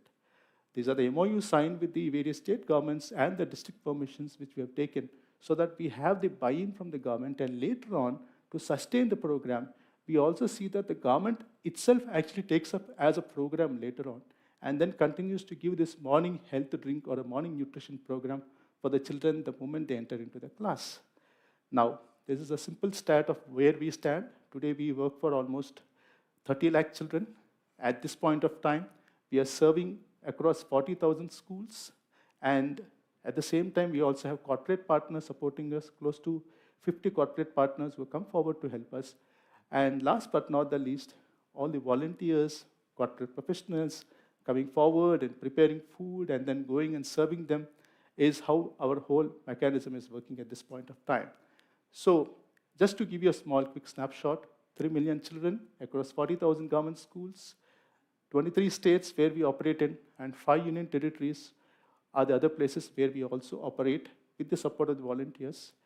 And support staff within the schools. We have cooks and the teachers coming forward to help us. So almost we have 100,000 staff members supporting us in this whole process. And I feel very happy on their behalf. I'm coming and speaking to all of you over here to share our story and tell them, and tell to all of you that this is a wonderful activity which all of us have to be involved. Whichever location, wherever we are, wherever we do as a work, take some time to go to a government school, identify something which you can always give it back to the society. Take your students, take your children, take your grandparents, take your parents, everyone go to a government school, go and celebrate your birthdays or whatever activities in that school, because that is the only incident which will touch your heart. And you can always give it back to them. You can always give books, pencils, whatever is required for the child, scholarships, anything. So it's always an opportunity given by the society to us. It's just that we need to go and represent ourselves. This is something which I would like to share a way forward. We just wanted to tell you that we are making inroads towards various government collaborations, and we are almost trying to reach about close to 1 crore children, about nothing. Almost about 10 million children we are trying to hit in this year. But again, as I stand over here, it's an effort of so many people who came forward to help. And on their behalf, I'm coming and speaking. So people might be asking us, how is it you're able to scale so fast from a 30 lakh to 1 crore? So we collaborate with the government kind of engagements which are already there. In government of Karnataka, they give something called as a milk powder, which is a 150 ml hot milk. So now the collaboration is in such a way that we provide micronutrient health powder mix, which is like having vitamin mineral mixes, and the taste is like a chocolate or vanilla. And children will definitely like drinking that health drink, which is mixed in the milk powder. So collaborations have begun now. 10 years back when we started, we were doing only for 50 children, then we had about 1 lakh children. And now you see there's a difference in the way the governments have now come forward to collaborate with us. And we are very happy to share this good news over here. And finally, the key learnings which I felt, as a process, what I learned. I felt that, community-centric approach is very important. You got to be always in the ground, talk to them, understand how we can work together under collaborations. Very importantly, innovation. As I mentioned, let's not confine only to cook breakfast or something which you are thinking of giving as a breakfast item to the children, but always find some easier ways to intervene, which will help them to kind of ensure some nutrition is provided to them before the classes start. And financial savvy, we should also be very careful on what is our costing, how are we going to sustain, because you are giving it to children. The moment you give it to children, children definitely will expect that it has to come the next day also. So we got to be very careful in how we manage our spending and how we take that program as a sustainable model. Last but not the least, all of you know it, join us to make sure no child goes to school hungry ever. I thank this opportunity for sharing this. Thank you.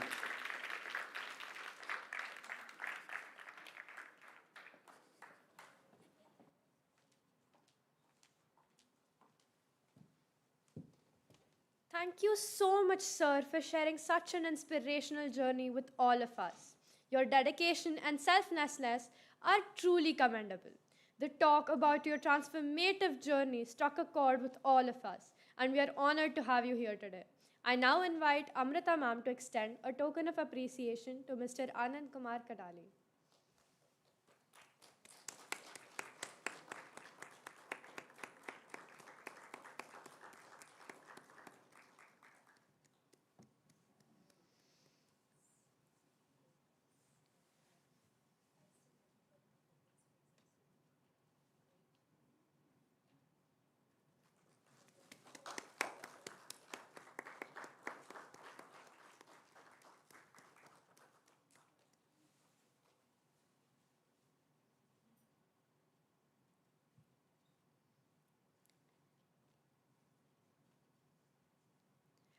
Our next esteemed speaker is none other than Arohi Arora.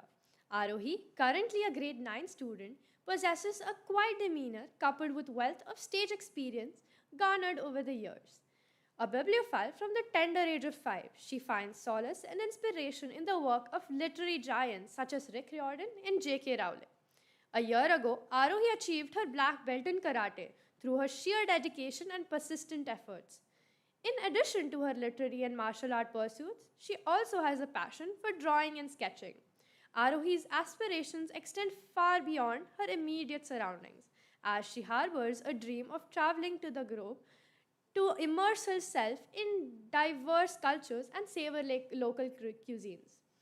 Let us extend a warm round of applause to welcome Arohi Arora to the stage.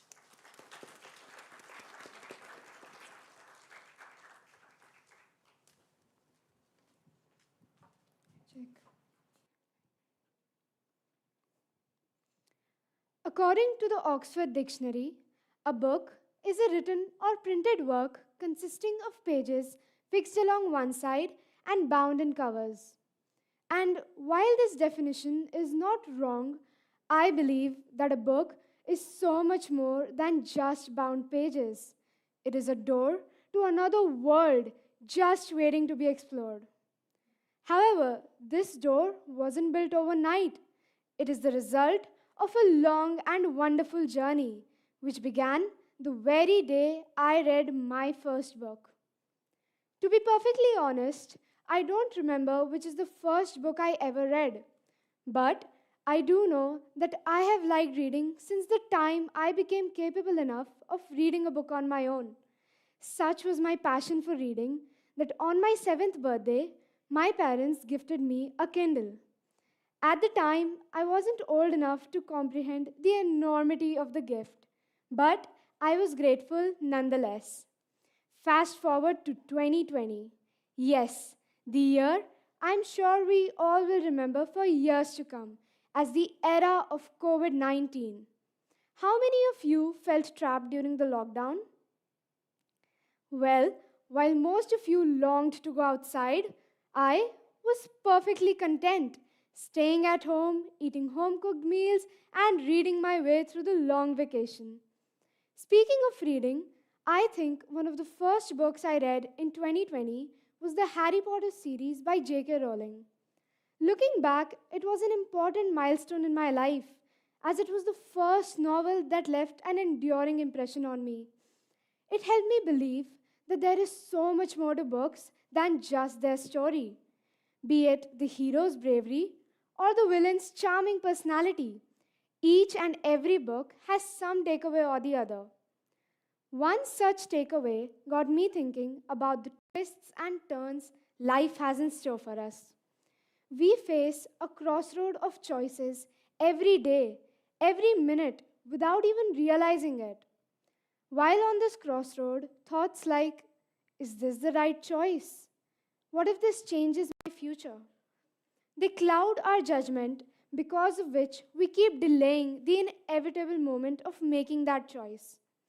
You know, running away from our choices is like a cat trying to run away from its own shadow. And the reason I say this is because it is just as pointless as avoiding your choices as trying to run away from your own shadow.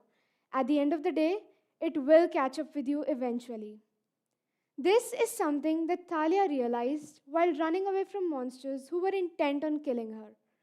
Thalia Grace, a demigod and the daughter of Zeus, is a beloved character from the Percy Jackson series.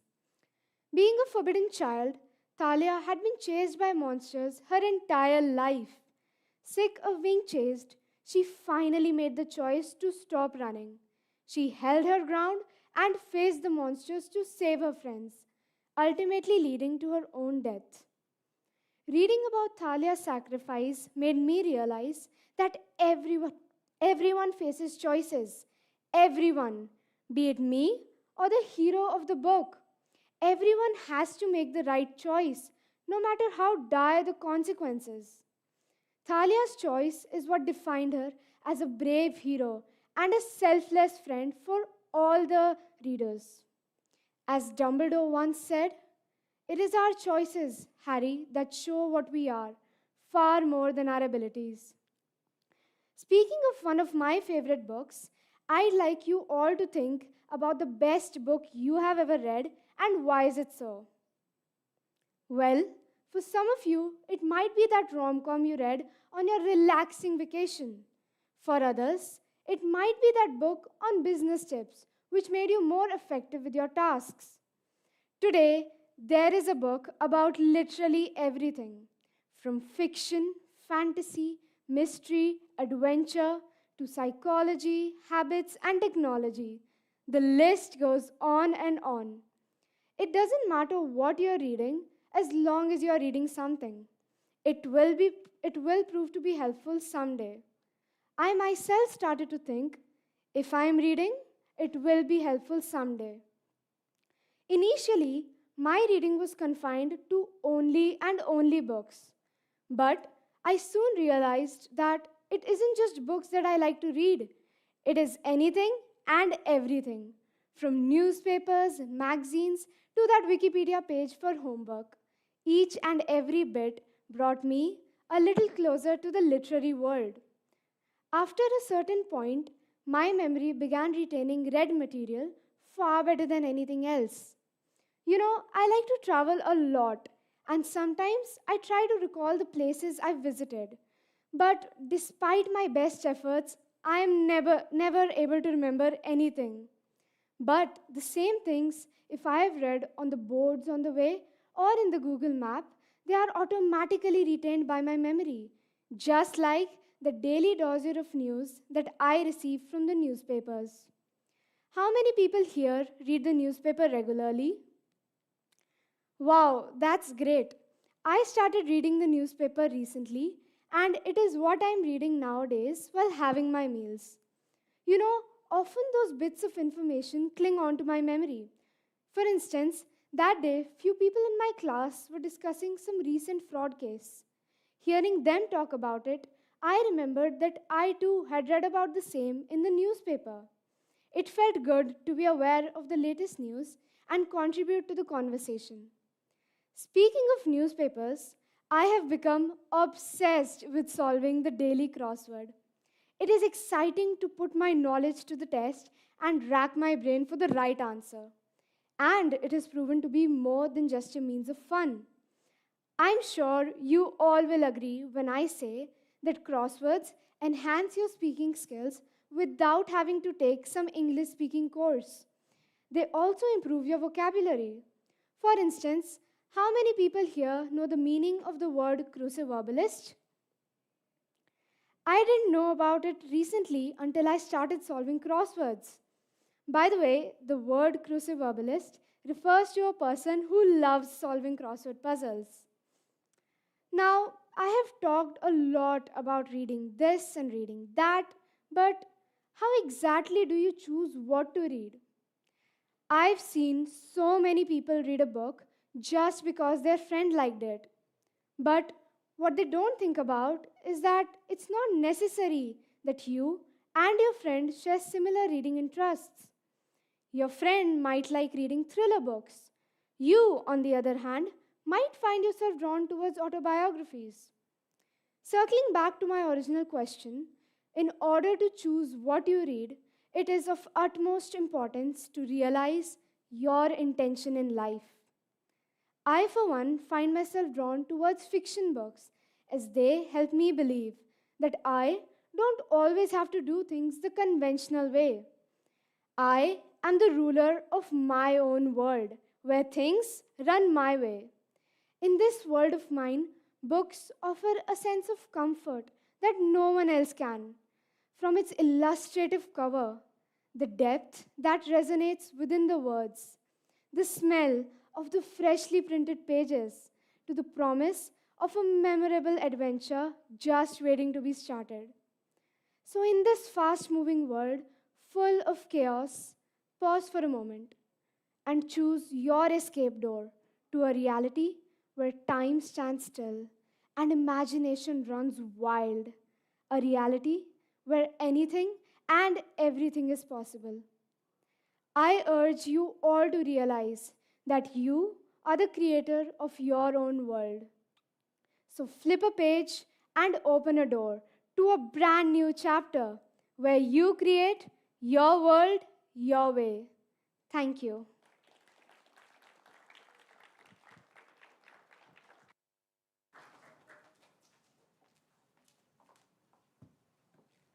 Thank you, Arohi, for your enlightening presentation. Your eloquence and insights have left a lasting impression on all of us. We are grateful for the focus and enlightenment you've brought to the importance of reading. I now invite Amrita ma'am to honor Arohi with a token of appreciation.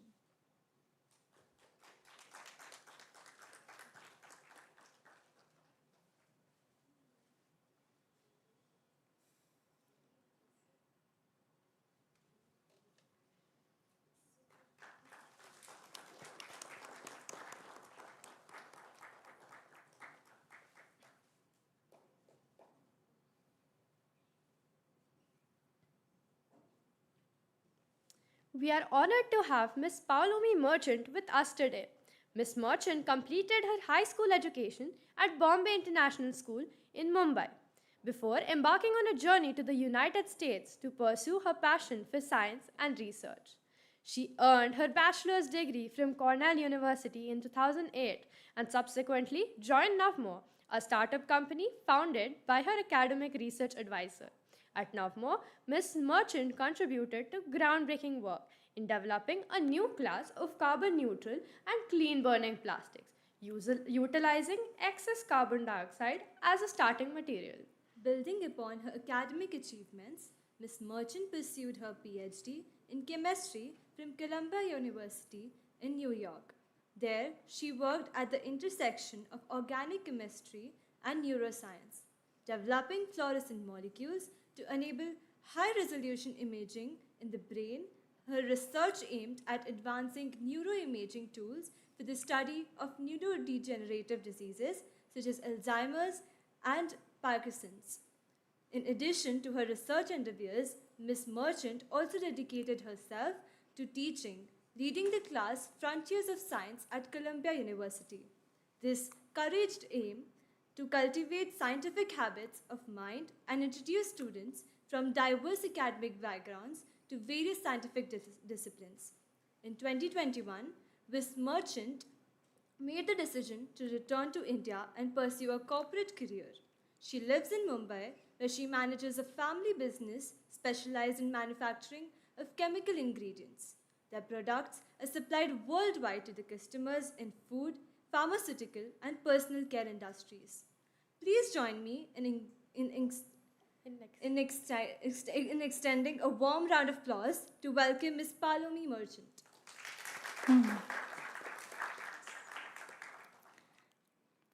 Hello, everybody.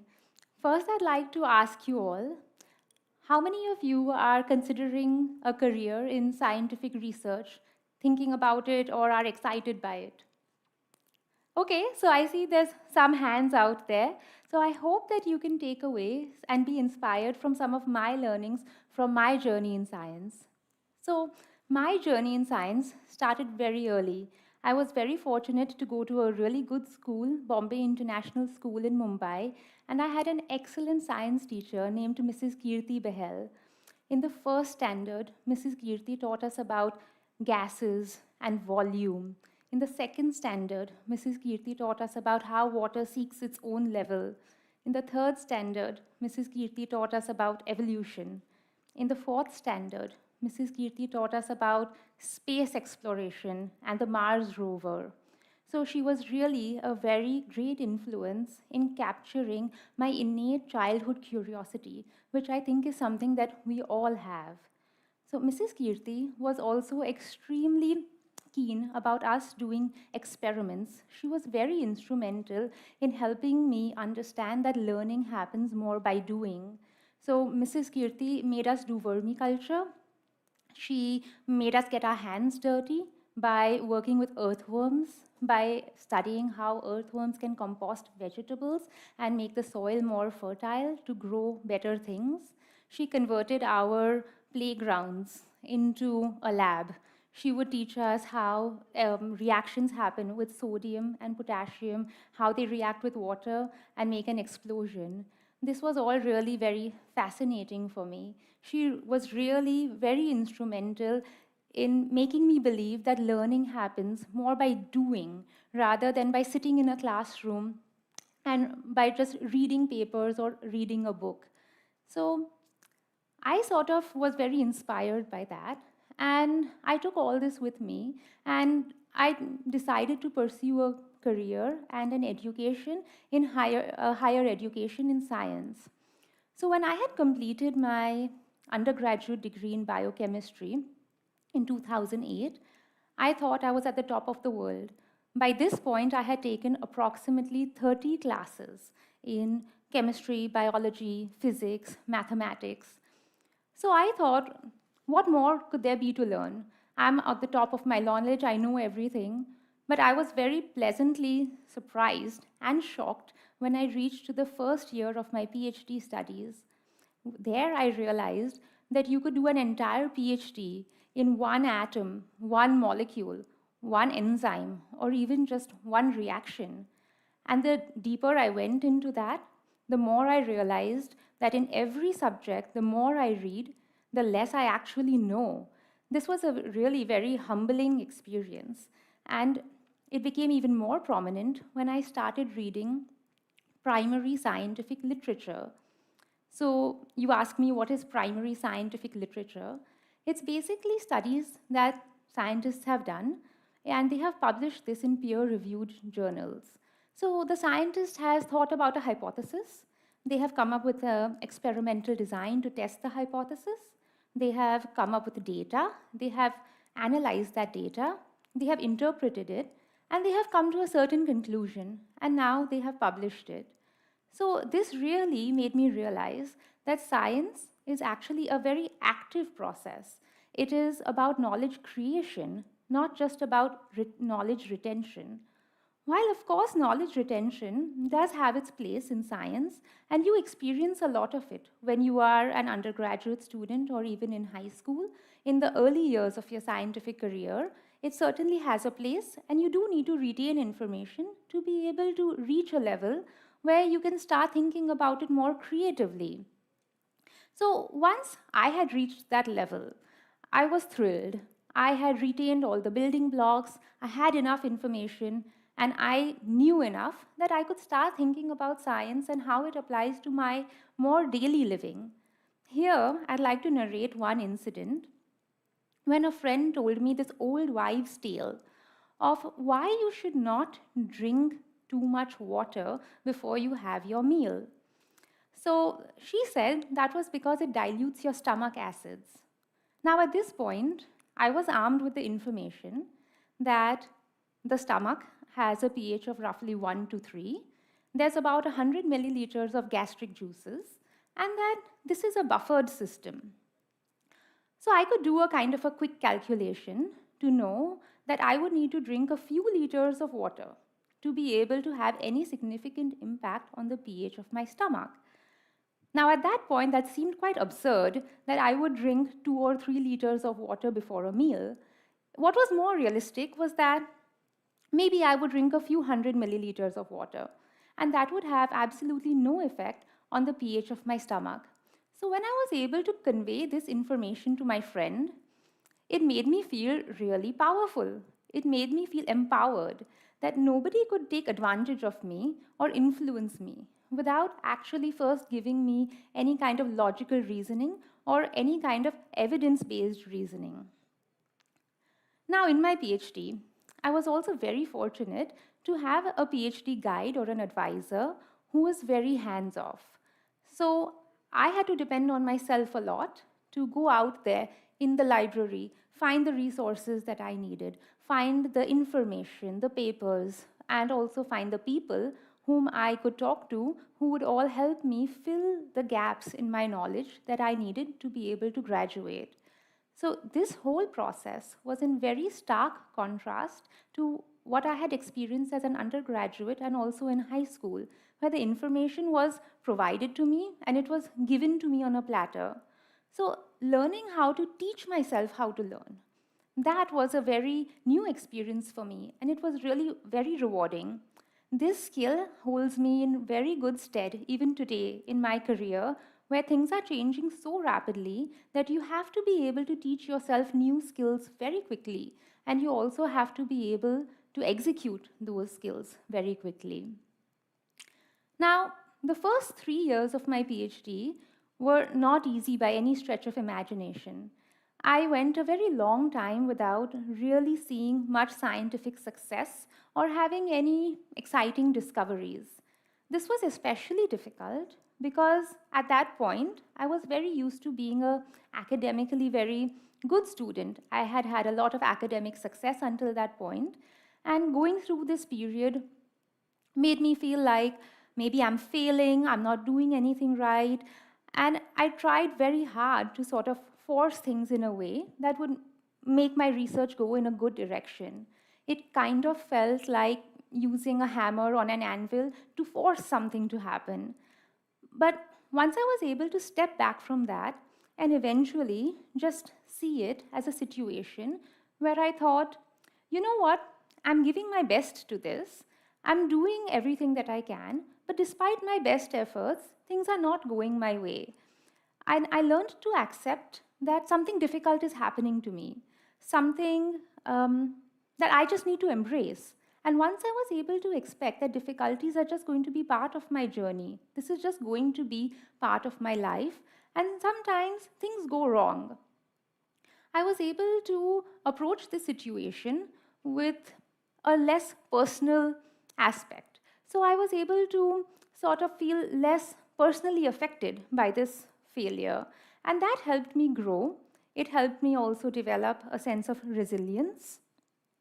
And after 3 years of being in that phase, in that state of mind, my advisor and I were able to sort of course a new path in my research. I was able to learn about an entirely new field that I knew nothing about, of chemical neuroscience. And in a couple of years, I had some very exciting research. I had made some very interesting discoveries. And really, this helped me to think that instead of dwelling on my failure and spending more time in that mindset, it would have been better if I had just jumped back on the horse as quickly as possible and accepted, that that was part of my life and sort of moved on. So developing resilience was actually much more important than dwelling on the failure. And this, I've realized, is kind of a muscle. When you exercise resilience, over time you can get better at it, and in the course of your journey, it'll become easier and easier if you keep exercising it and getting up back on that horse, which is more important than staying down and feeling like you've failed at something. Now, during those 3 years, I was also very hard on myself. I felt like maybe I'm being very unproductive, maybe I'm very lazy. But of course, that kind of thinking was not helpful at all. So I started thinking about that period more as a period of gestation. So in that time, it wasn't as if my growth was totally stalled. I was still growing as a person. I was just growing very slowly. And that time was the time that I was paying. It was a price that I was paying to be able to learn. So in life, many times you might go through a period where you feel like you're growing very slowly. But surely those periods of time will be followed by a period of maybe more rapid productivity, just like I had found in my case, that I was very quickly able to be successful after these 3 years of kind of gestating. I also learned in those initial years of my PhD that you might go a very long time without any kind of scientific success, without any discovery, or just like in life, as a student, you might go a long time without an achievement, without good grades, or in your job, you might go a long time without a raise, without an appraisal, without a promotion. And in those times, you have to be able to celebrate the small achievements. Those are the small things that might keep you happy, that keep you sane, and those are the things that will make you more appreciative about the things that you actually do have in a down phase of your life. And finally, I'd like to narrate an incident during which time I was teaching a course in astrophysics during my time as a lecturer in Frontiers of Science. In that time, I was teaching the students about an image that had been taken by the Hubble telescope. So the Hubble telescope had captured this image of over 1,000 galaxies. And that image really humbled me. It really made me feel like we are living out of all these 1,000 galaxies in one small galaxy, in one small solar system, in one small planet, on one small country, in one small city, in one small house. And when you kind of take this zoomed out view on your life, you can really realize that your problems are much less significant than what they seem. And this thinking has really helped me get through many difficult and many painful situations in life when I'm able to see the bigger picture. Now, my PhD was also a time during which many myths that I had about what it means to be a scientist, what it means to be in science, were really busted, and in very pleasant ways. So I thought that, I'm going to be a scientist, I'm going to have all this amazing information at my fingertips, I'm going to be able to solve problems, I'm going to know about everything about how the world works. And while that's true to some extent, science teaches us about how the reactions in our body happen, how molecules work, why the sky is blue, how the planets move. But science doesn't teach you about how relationships work, how families work, how administrations work, how does money work, how does finance work, how do you set up banking, how do big governments work. And these are all skills and knowledge that you are still going to need to have in your life to secure yourself. So your learning as a scientist cannot end at just science. There's a whole other world out there which you still need to keep learning about, and that is a continuous process. There's also a perception that science is a very lonely pursuit. And while that's true to some extent, you might spend many hours, you might spend weeks, even months, ruminating about your data, thinking about how to set up the next experiment, thinking about how to interpret your data. Largely, science is actually a very collaborative process. Actually, my PhD was a very socially liberating time for me. It was a time during which I made some of my best friends. I had a wonderful advisor who loved to party, and my own PhD was a collaboration between 3 separate labs. So unless you kind of, collaborate with many people, science has now reached a place where you cannot push the envelope of knowledge without collaboration.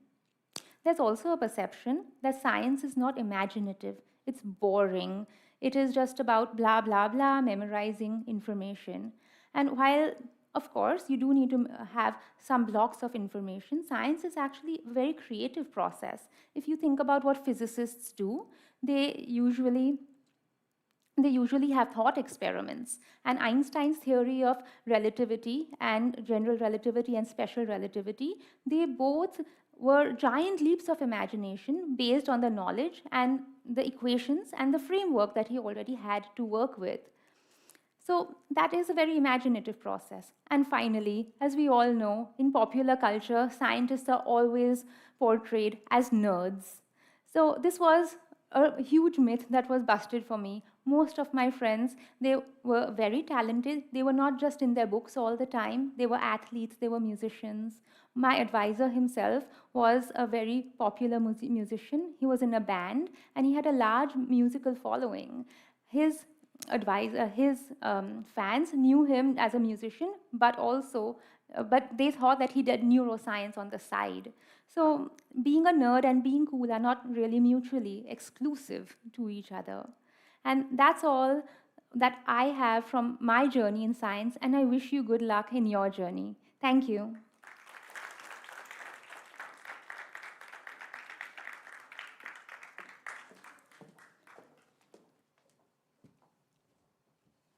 Thank you, ma'am, for expressing your sincere gratitude to you for sharing remarkable journeys and insights with us today. I now invite Amrita ma'am to present a token of appreciation to Miss Palomi Merchant.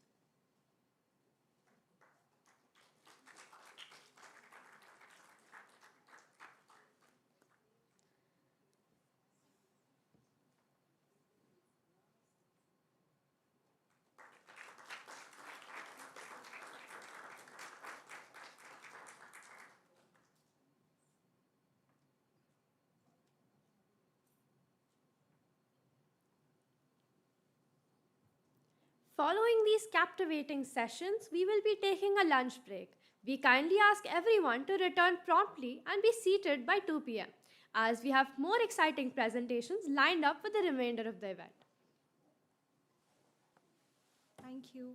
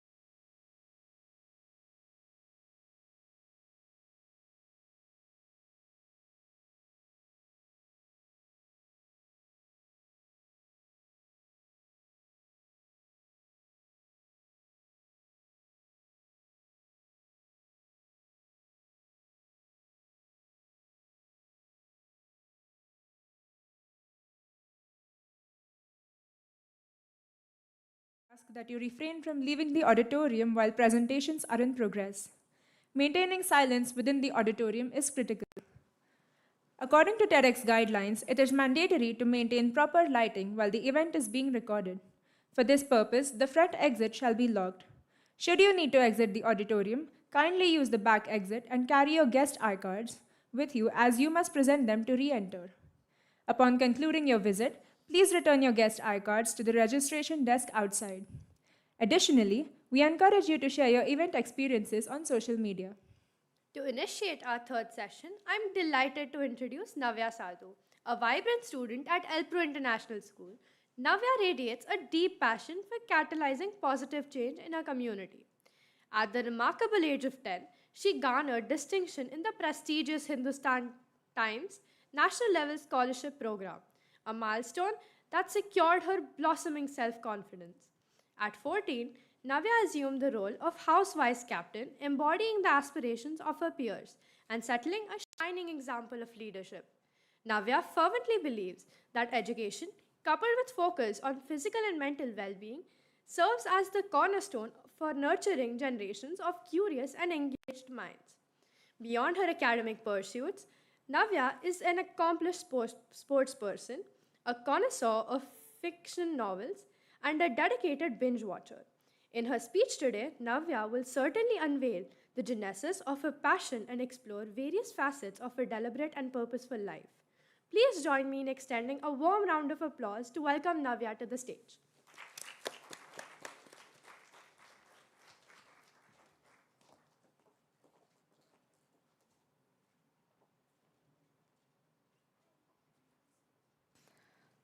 Close your eyes and think for a moment. What is that one activity that you perform every day that you're grateful for? It could be anything you're grateful towards: cooking, dancing, or simply going for a walk. Open your eyes. I'm pretty sure there must be something that popped up in all your heads. That is something you should hold on to. It gives you nothing but a sense of purpose and gratitude. For me, it's the few hours I spend at the court playing badminton. The sport that captivated my heart the moment I played my first shot. Now you must be wondering, how did a sport with a mere racket and a shuttle change my life forever? Well, let me start from the beginning. I was 7 years old when my father took me to play badminton with him. To say I was excited was such an understatement. I had spent all my childhood looking up to him, his dedication and his passion towards the sport. That is something I wanted to instill in myself as well. My father has always had an interest in badminton, and over the years, he's inculcated that in me too. It's been 7 years since this incident. 7 years filled with learning and hard work. Since that day, badminton became an integral part of my life. Looking back, I've realized that badminton is not just a sport, it's a way of life.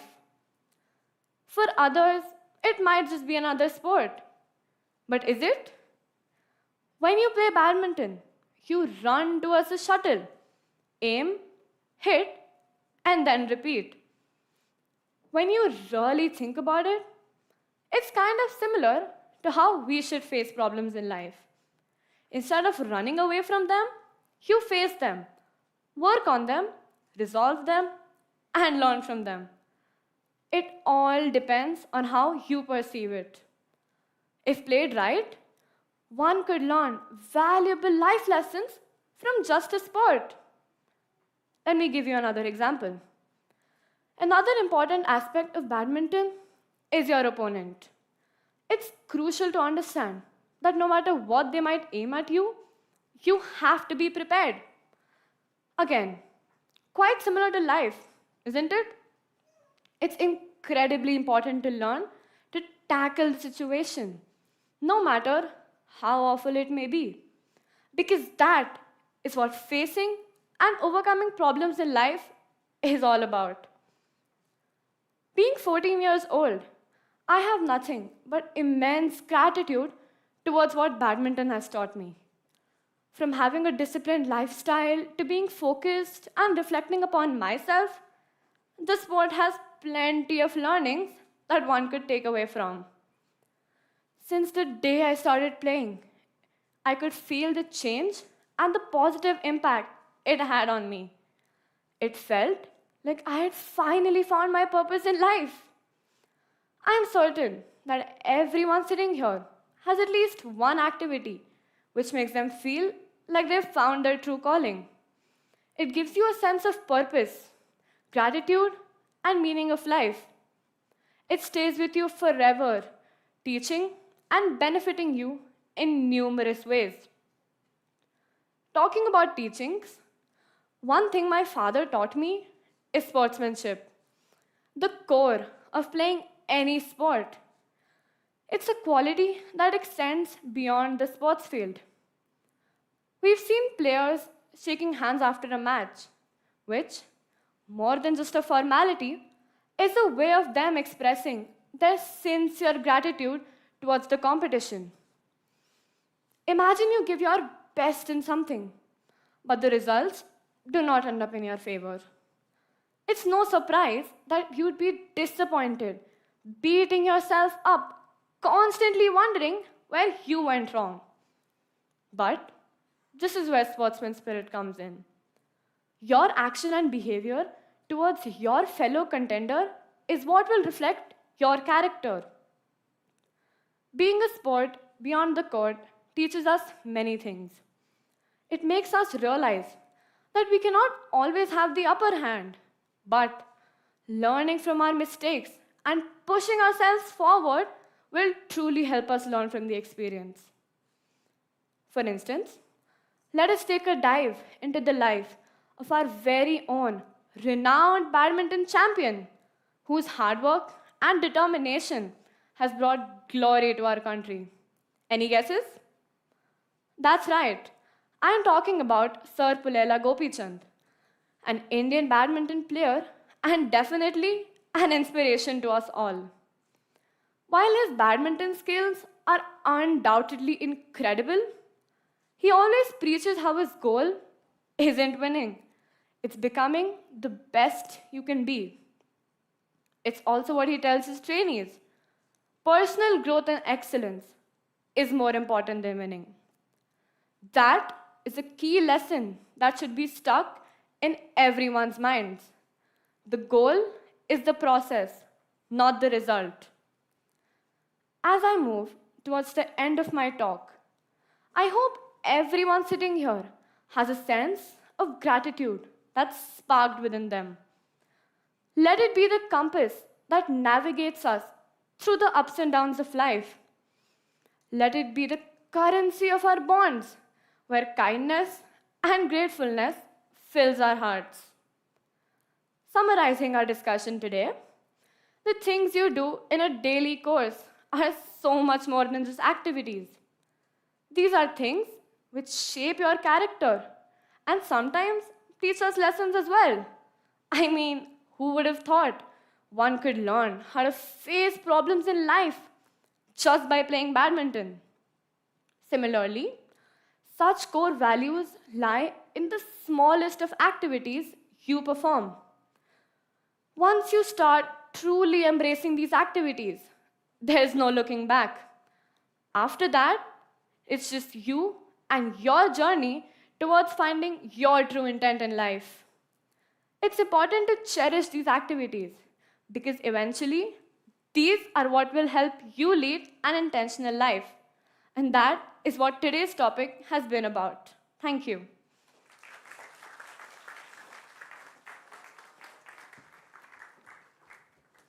Thank you, Navya, for your inspiring words. Your journey and dedication are truly commendable. I now invite Amrita ma'am to present a token of appreciation to Navya Sadhu.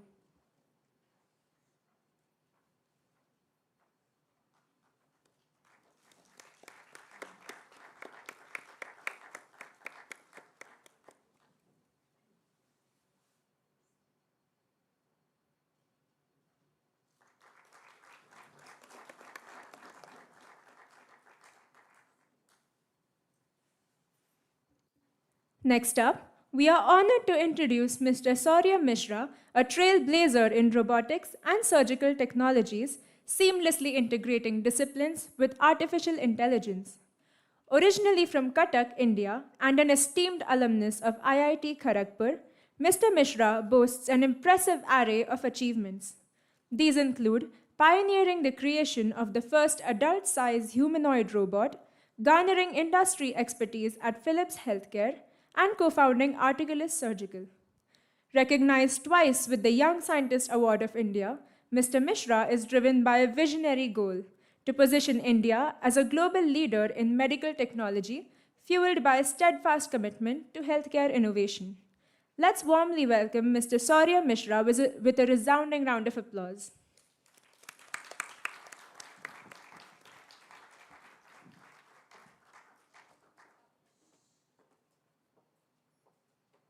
Most of us will have at least 2 major surgeries during our lifetime. This is a fact of life. This was published by the Lancet report along with the World Health Organization, and this is something very, very scary.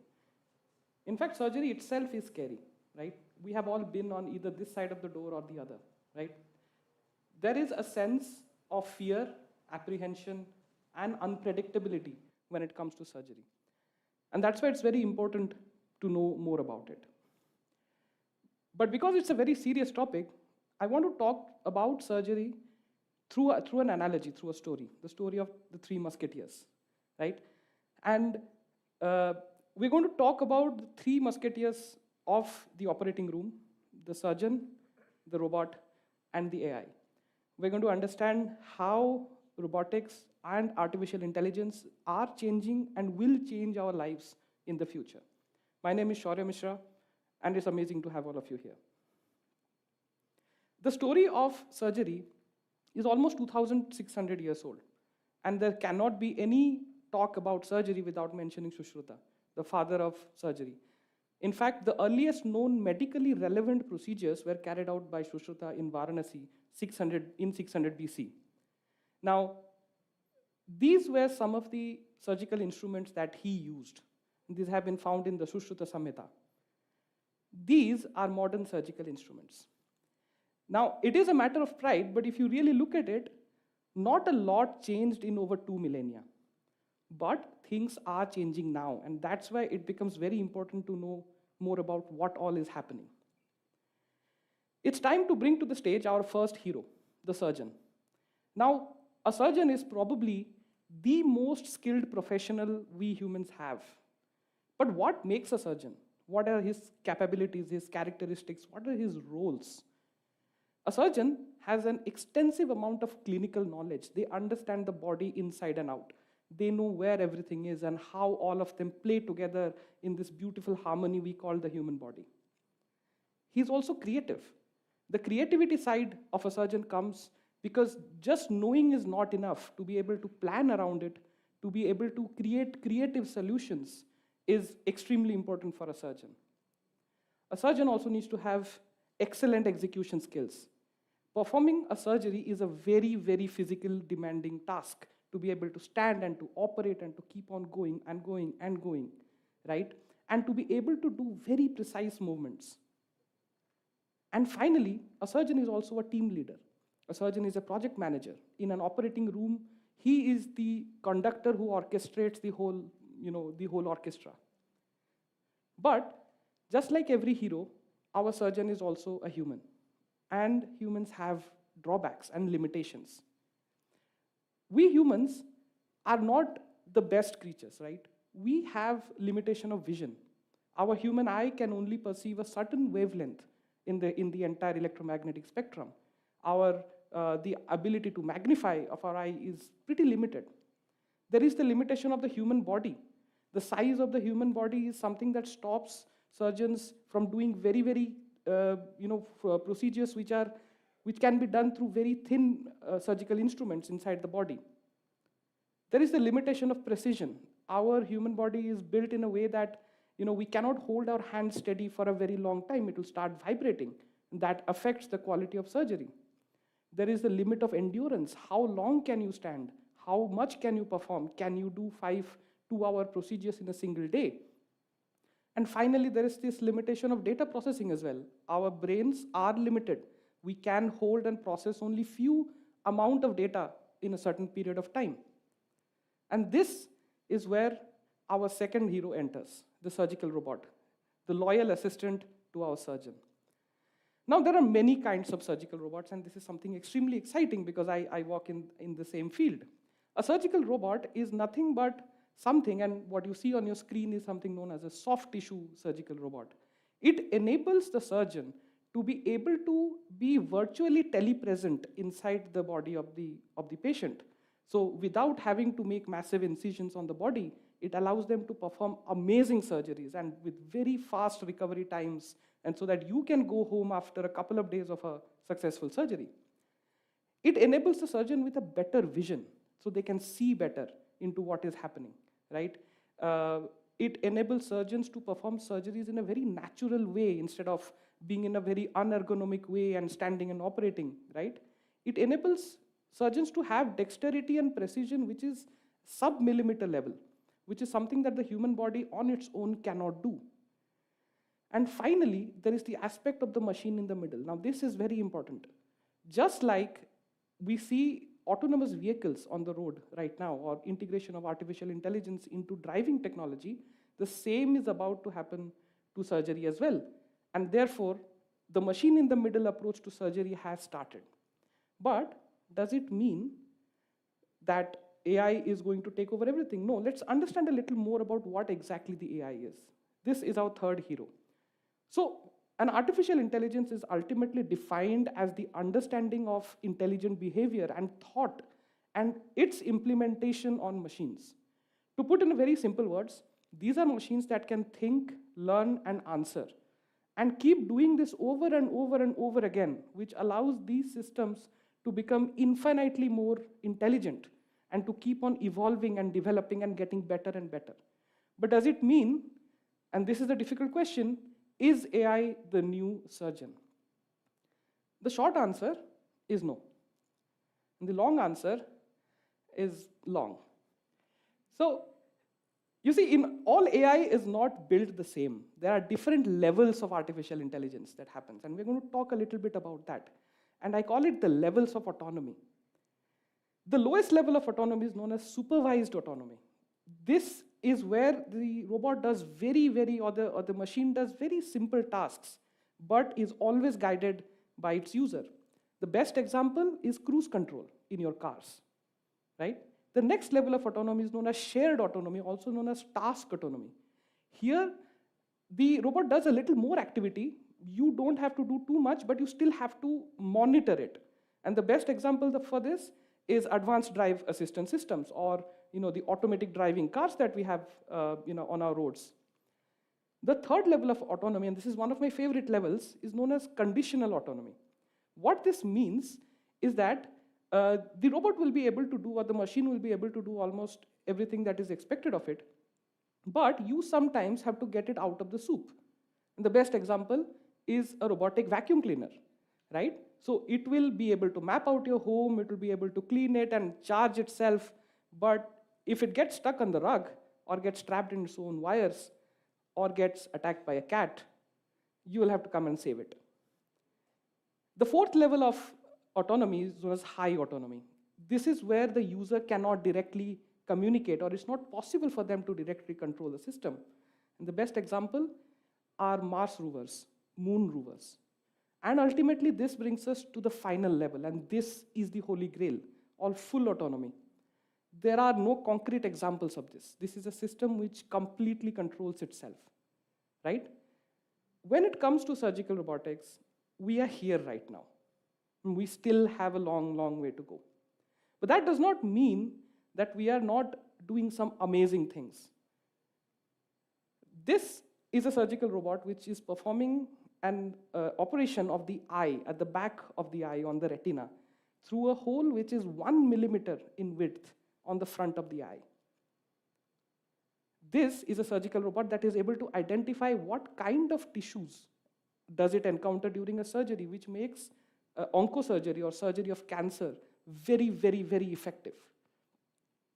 This is a beautiful example because this is a telecontrolled surgical robot. And a surgery is happening on one end of the Atlantic Ocean being controlled from the other end. And of course, we all know with the advent of 5G technology, this is going to become a reality very, very soon. In news recently was the brain-computer interfacing. We all know about that. This was achieved through a very specially designed robot, which implants a chip in the back of the head. And finally, we are also able to do surgeries of the lungs to be able to fight lung cancer, for example, without making a single incision on the human body. Now, while all of this is happening, there are some realizations as well, right? Less than 3% of all surgeries that can be done through robotic procedures are being done by robotic procedures. More than half of the population of the world still does not have access to proper surgical care. And this exactly is the intent of us robotic scientists, surgeons, doctors, technologists all around the world. How do we solve this problem? Which brings me back to the beginning of the problem, the Three Musketeers. Now, why Three Musketeers? I think this is one of my favorite analogies. From the novel of Alexandre Dumas. The surgeon is very similar to Arthos. He is the leader, he is intelligent, he has a lot of experience, people respect him. The robot is Porthos, epitomed by strength, endurance, and very loyal to Arthos. And finally, the spirit of Aramis is in the AI. Intelligent, conflicted, but at the same time dealing with hundreds and thousands of choices in order to find a solution. And of course, with an enigmatic charm. So just like our Three Musketeers in Dumas' novel move towards a single intent, the three of our musketeers also move towards a single intent. The intent is to remove fear from surgery altogether. We hope that one day surgery would become just a fact of life, that we will not be afraid of it, that more people will have access to it. And we hope that one day we can alleviate pain, illness, and suffering. Thank you.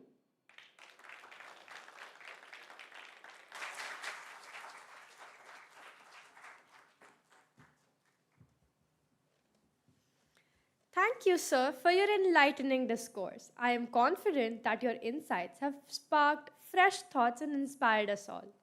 I now invite Amrita ma'am to extend a token of appreciation to Mr. Saurya Mishra.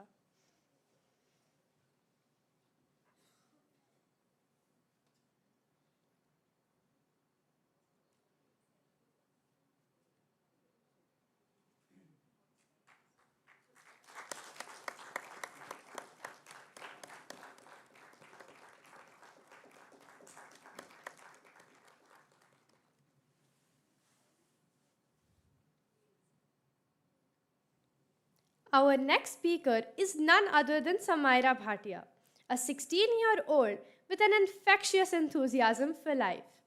Samaira has actively engaged in Model United Nations and various public speaking events, driven by her profound passion for sharing ideas and fostering connections with people worldwide. With lofty aspirations and a steadfast belief in turning dreams into actionable goals, Samaira exemplifies the spirit of determination and purpose. In her leisure time, Samaira indulges in her hobbies of listening to music, singing, and crafting new songs. She harbors a deep-seated desire to contribute to societal betterment by joining organizations dedicated to addressing prevalent social issues. Guided by her unwavering belief in equality and her reverence for the earth, Samaira's advocacy extends to ensuring fairness and justice for all beings. Today, Samaira will enlighten us with her discourse on drawing inspiration from each generation, exploring their virtuous habits to integrate into our own lives. Let us extend a warm and enthusiastic welcome to Samaira Bhatia.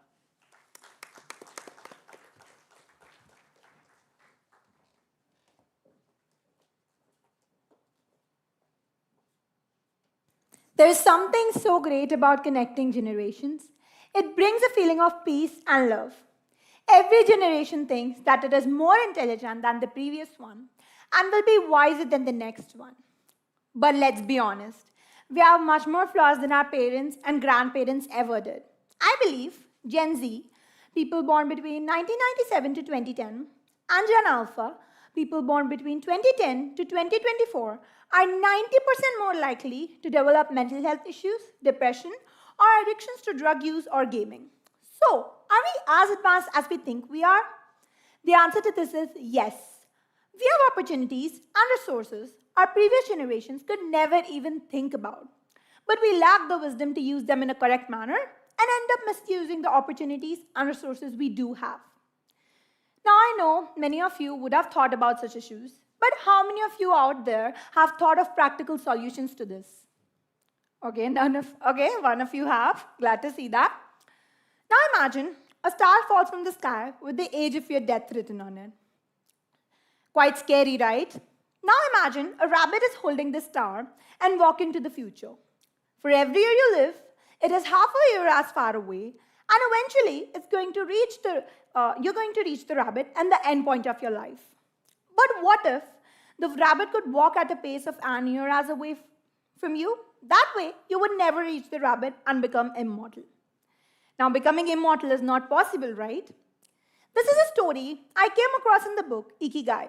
The speed at which the rabbit walks symbolizes the technological advancements of our bodies and the wisdom of our minds. The more we advance ourselves, the wiser our mindsets will be. The healthier our lifestyles will be, which would not only increase our lifespans, but will also be able to use our resources judiciously.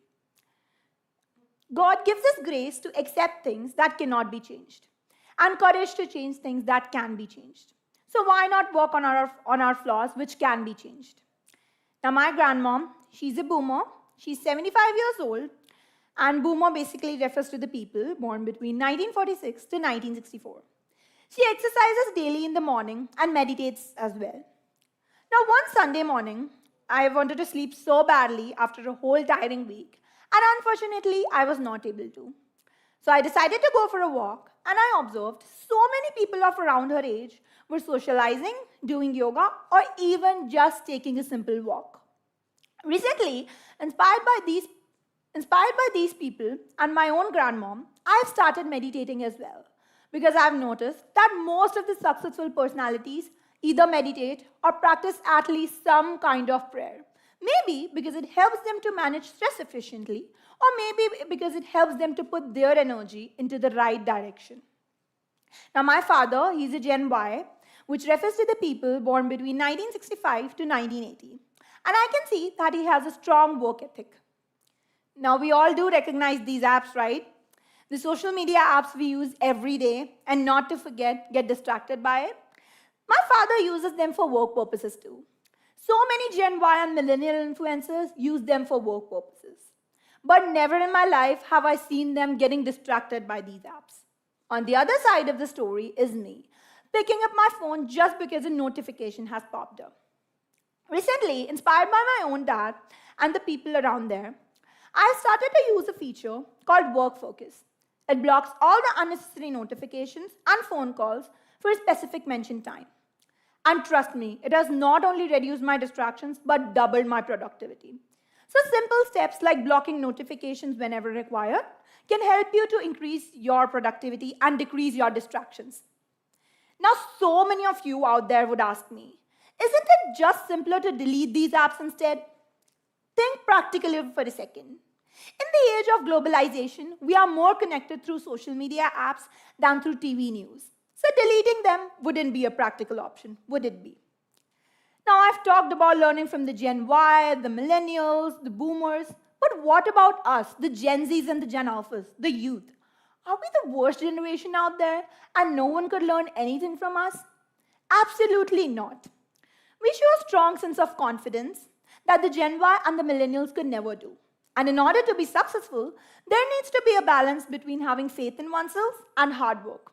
So hard work is something we can learn from the previous generations, and having faith in oneself and practicing manifestation is something the other generations could learn from us. Sometime back, I came across the story of my favorite singer and songwriter. I got to know he was homeless as he left his home at just 17 years in order to pursue music. He had no food and money for so many days. Now, this story triggered something deep in my subconscious mind. That is, if you want to be a change maker, you want to change the world for the better, the first step is to change yourself.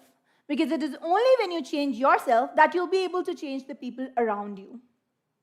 Now, talking about music, I can't help but notice the emergence of new genres such as raps. Sure, they do help artists to connect with the modern audience and influence them in a modern way, but most of these raps have at least some kind of negative influences in them, due to which we watch music rather than listening to it. Now, the music freaks out there would understand what I mean, but for those of you who do not, what I mean by this is, due to the negative influences in the music, we are tempted to watch the music videos, due to which we enjoy the videos more than we enjoy listening to the music itself. And when we compare this to the 90s music, most of it represented a thought and an idea we all could relate to. Now, I know it's not possible to listen to the past music all the time, but what we could do instead is listen to the underground artists. They might not be at the top of the charts, but most of the music is healing. It represents an idea because they brainstorm and take inspiration from the past singers while delivering their message in a modern way, influencing the modern generation. The same is with the OTT apps, the emergence of these apps over the traditional dish TVs. We all remember those times, right, where we had to sit in front of the TV and wait for a particular show at a particular time. It was exciting and frustrating at the same time. And now these OTT apps have come up. We can watch any show at any given time. Much more convenient, right? But the problem with these apps is, even though many of the apps show age ratings, children tend to be curious. They watch inappropriate content without even realizing the bad impacts it leaves on their minds. So the solution to this could be, as they say, quality over quantity. We could watch less TV, but watch TV shows which truly help us to dive deep into the issues in the modern society, such as racism, LGBTQ rights, or sexism, while focusing on human emotions and feelings. Now, one more thing I've noticed amongst the Gen Z and the Gen Alphas is lack of patience. Me, even before giving an exam, I'm so impatient for the results. And never have I ever seen in my life my parents or anyone around their age being as distracted and impatient as we are. We do not understand the importance of smaller steps and want to take big leaps. As you can see here, this woman could not reach the top because there were no smaller rings in between. And this man, he could, just because there were the smaller rings in between. So what I mean by this is, smaller milestones eventually pile up to help you achieve your biggest one. To be truly successful and be imperfectly perfect, even when you are on the top of the world, you know there is at least some flaw in you which you could work on and improve on yourself. Now, whenever we talk about happiness to the youth, most of us envision expensive things, expensive cars, big houses, and while all those things are good to aspire about, smaller things such as having tea with your neighbors, having a meaningful conversation with your friend, could be your happy place as well. Mankind's greatest gift, that is free will, is also their greatest curse. Because they could either make their choices based on the reason and rationality, and these choices will definitely bring out the results they wanted to see. But if they make their choices based on prejudices that surround them, they will never be able to see the results that they truly want to see. We need to remember that there is as much to learn as there is to teach across each generation. It is never a set rule that the younger generation need to learn from the older ones, or the older generations need to learn from the newer ones. Everyone can learn from another and be truly successful in their life while being able to use their resources judiciously. Thank you.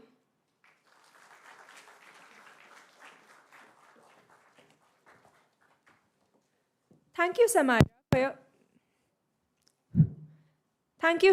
for your insightful and impactful talk. We are honored and privileged to have you here today. I now invite Amrita ma'am to extend a token of appreciation to Samira Bhatia.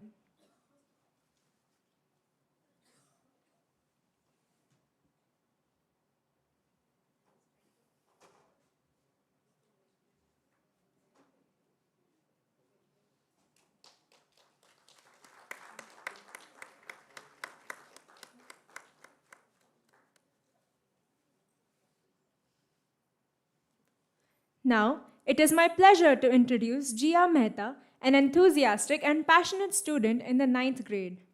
Jia finds exhilaration in the exploration of new destinations and delights in the experiences that travel brings. She expresses herself through the graceful movements of Kathak and hones her intellect through spirited debates. An extrovert at heart, Jia adores moments spent with her family and friends, finding joy in their company. Her topic for today focuses on how such an inner circle impacts one's life. Let us welcome Jia Mehta.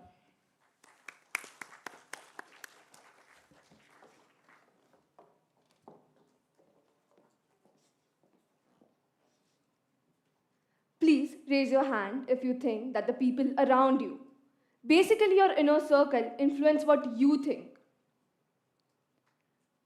According to research, it is believed that 5 people somebody spends the most time with influences their mood, health, opinions, and ideas. The thing is, whether we like it or not, our friends, family, classmates, and co-workers very much influence us all. Our intentions are shaped by our social ties. As social beings by nature, we are bound by a complex network of connections.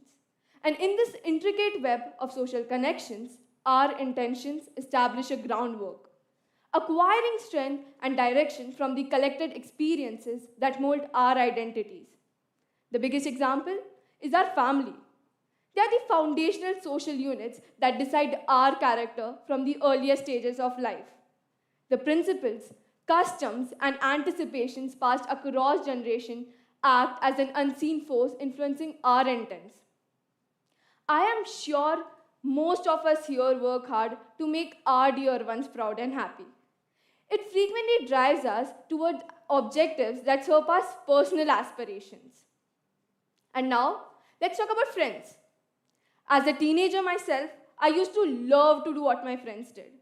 And even if I didn't like what they did, I still wanted to do that because I did not want to feel left out. If my friends had an expensive phone, I wanted an expensive phone. If they went out to a concert, I wanted to go to a concert. If they did something new, I wanted to do the exact same thing. This is not just the case with me, but with many people out there. Once upon a time, I was even so addicted to social media that I used to waste most of my time thinking why somebody unfollowed me or did not follow me back, or why I only got this many likes on my stories and posts when my friend got so much more. But why? The answer is to fit in. We desire to conform to the expectations or behaviors of our friends and family, which leads us to adopt certain habits, behaviors, and activities. I once read on the internet that you do not even have to spend a single minute trying to convince others that you're worth loving. The reality is that the people around you should accept you as you are, and if they don't, they're not the correct people to be surrounded by in the first place. But remember, if these people accept you as you are, they should also be the same people who help you become who you should be. Just imagine you making a terrible mistake and your so-called friends still support it just to please you. Let me tell you, these people are not your real friends, but just the people who use you. Now, you can't just magically remove them out of your life, can you? But what you can do is first identify the negative people around you. These people drain your energy, make you doubt yourself, and discourage your personal growth. Once you identify them, start setting boundaries. Effectively express your needs and expectations to them. Tell them what behaviors are acceptable and what are not, and stay firm in your decisions. I assume we have all been in a situation where our friends or family call us to hang out, and just because we don't feel like going out, we come up with the most random excuses. But why can't we be honest and say, hey, I don't feel like coming out of the house right now, so I won't be coming. We come up with excuses because we don't want to feel the guilt of making others disappointed. Understand that when you set boundaries regarding how you want to spend your time and energy, it's certain that somebody might feel let down. It's completely fine. Be assertive and truthful. Even after sharing your thoughts and feelings, the other person does not comprehend. It reflects more on their perspective than anything else. Cultivate the skill to say no to requests for involvement in activities that drain your energy and foster a negative atmosphere. And it's completely fine to distance yourself from toxic influences. We all know about that one person who never accepts their mistakes or acknowledge when they are wrong. They are so set in their ways that they even refuse to listen to valid opinions. Stay away from engaging in conversations or arguments with them. Instead, engage yourself in positive things that bring out the positive side of you.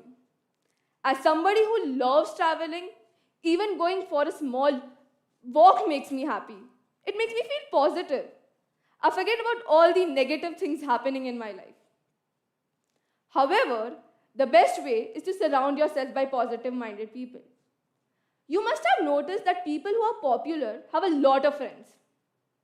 It is a well-established fact that positive people are magnets for social connections. And being part of a social circle filled with these kind of people help you to increase your social interactions. It fosters a sense of community and gets you the support you need to help achieve your goals. Therefore, it's important to prioritize and build such social circles in your life that impact your life in a positive way. I have also noticed as a student that teachers with a more optimistic, happy, and cheerful approach create a more engaging environment. It automatically makes a student more interested in a topic. We have to understand that the people around us have an impact on our intentions, but we also have an impact on those around us. The choices and intentions we have affect the life of our dear ones. I personally really like it when people remember small details about me which I told them during my previous conversations with them. Being an active listener creates a better sense of communication in your relationship. Giving your undivided attention and responding thoughtfully shows that you care about the other person. It makes the other person feel heard and understood. When your intention is to help people in small ways, like maybe holding the door for somebody or assisting your neighbor, it creates a ripple sense of kindness. And when your intention is to engage yourself in random acts of kindness, it shows that you care about the environment. How many of you here like it when people genuinely compliment you and not just one with a fake smile? It is important to compliment those around you, especially genuine compliments. When you identify and appreciate the strengths and good qualities and goals of people around you, it lifts their spirits up. It nurtures an environment where appreciation is valued. Therefore, it is important to appreciate the people around you, your dear ones, your family members, and your friends. It is important to find balance between the impacts of your social circle and finding your true intentions. While external influences provide valuable insights, it is important to stay aligned with those around you. The impact people have on us and the impact we have on people is a profound and multifaceted aspect of human experience. Let's embark on this journey of life with a shared understanding that the value of our intentions do not only lie in their originality, but in their ability to align itself with those who we call our own. As we move to the next chapters of our life, let's observe that the people around us do not only see our observations, but they also help in writing the stories we tell. They also help, they are the faithful co-authors that craft our narratives and define our existence. Without their unwavering support, our journeys would be incomplete. Thank you.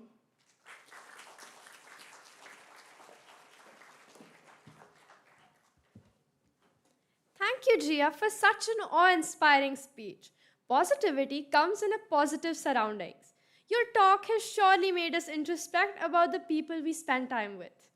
I request Amrita ma'am to honor Jia Mehta with a token of appreciation.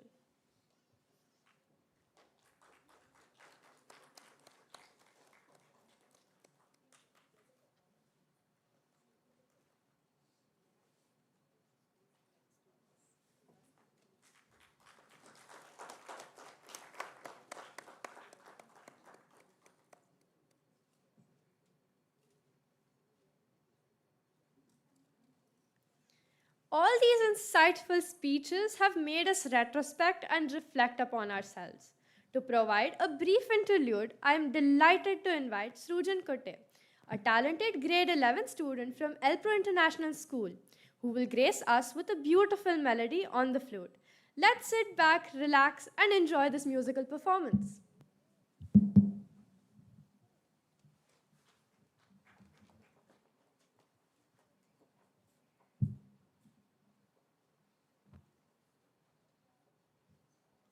What an esteemed pleasure it is to be here on this wonderful day.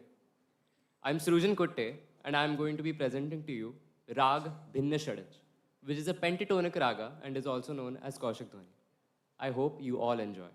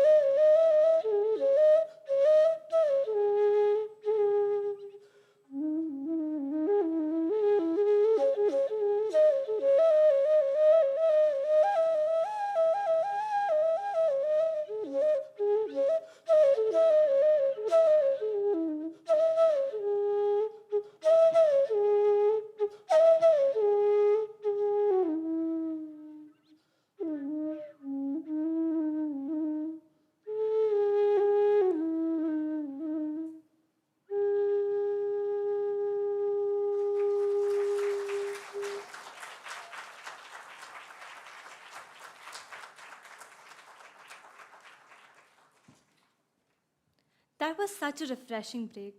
A beautiful tune never fails to soothe our hearts. I feel honored to introduce Mr. Rishi Agarwal.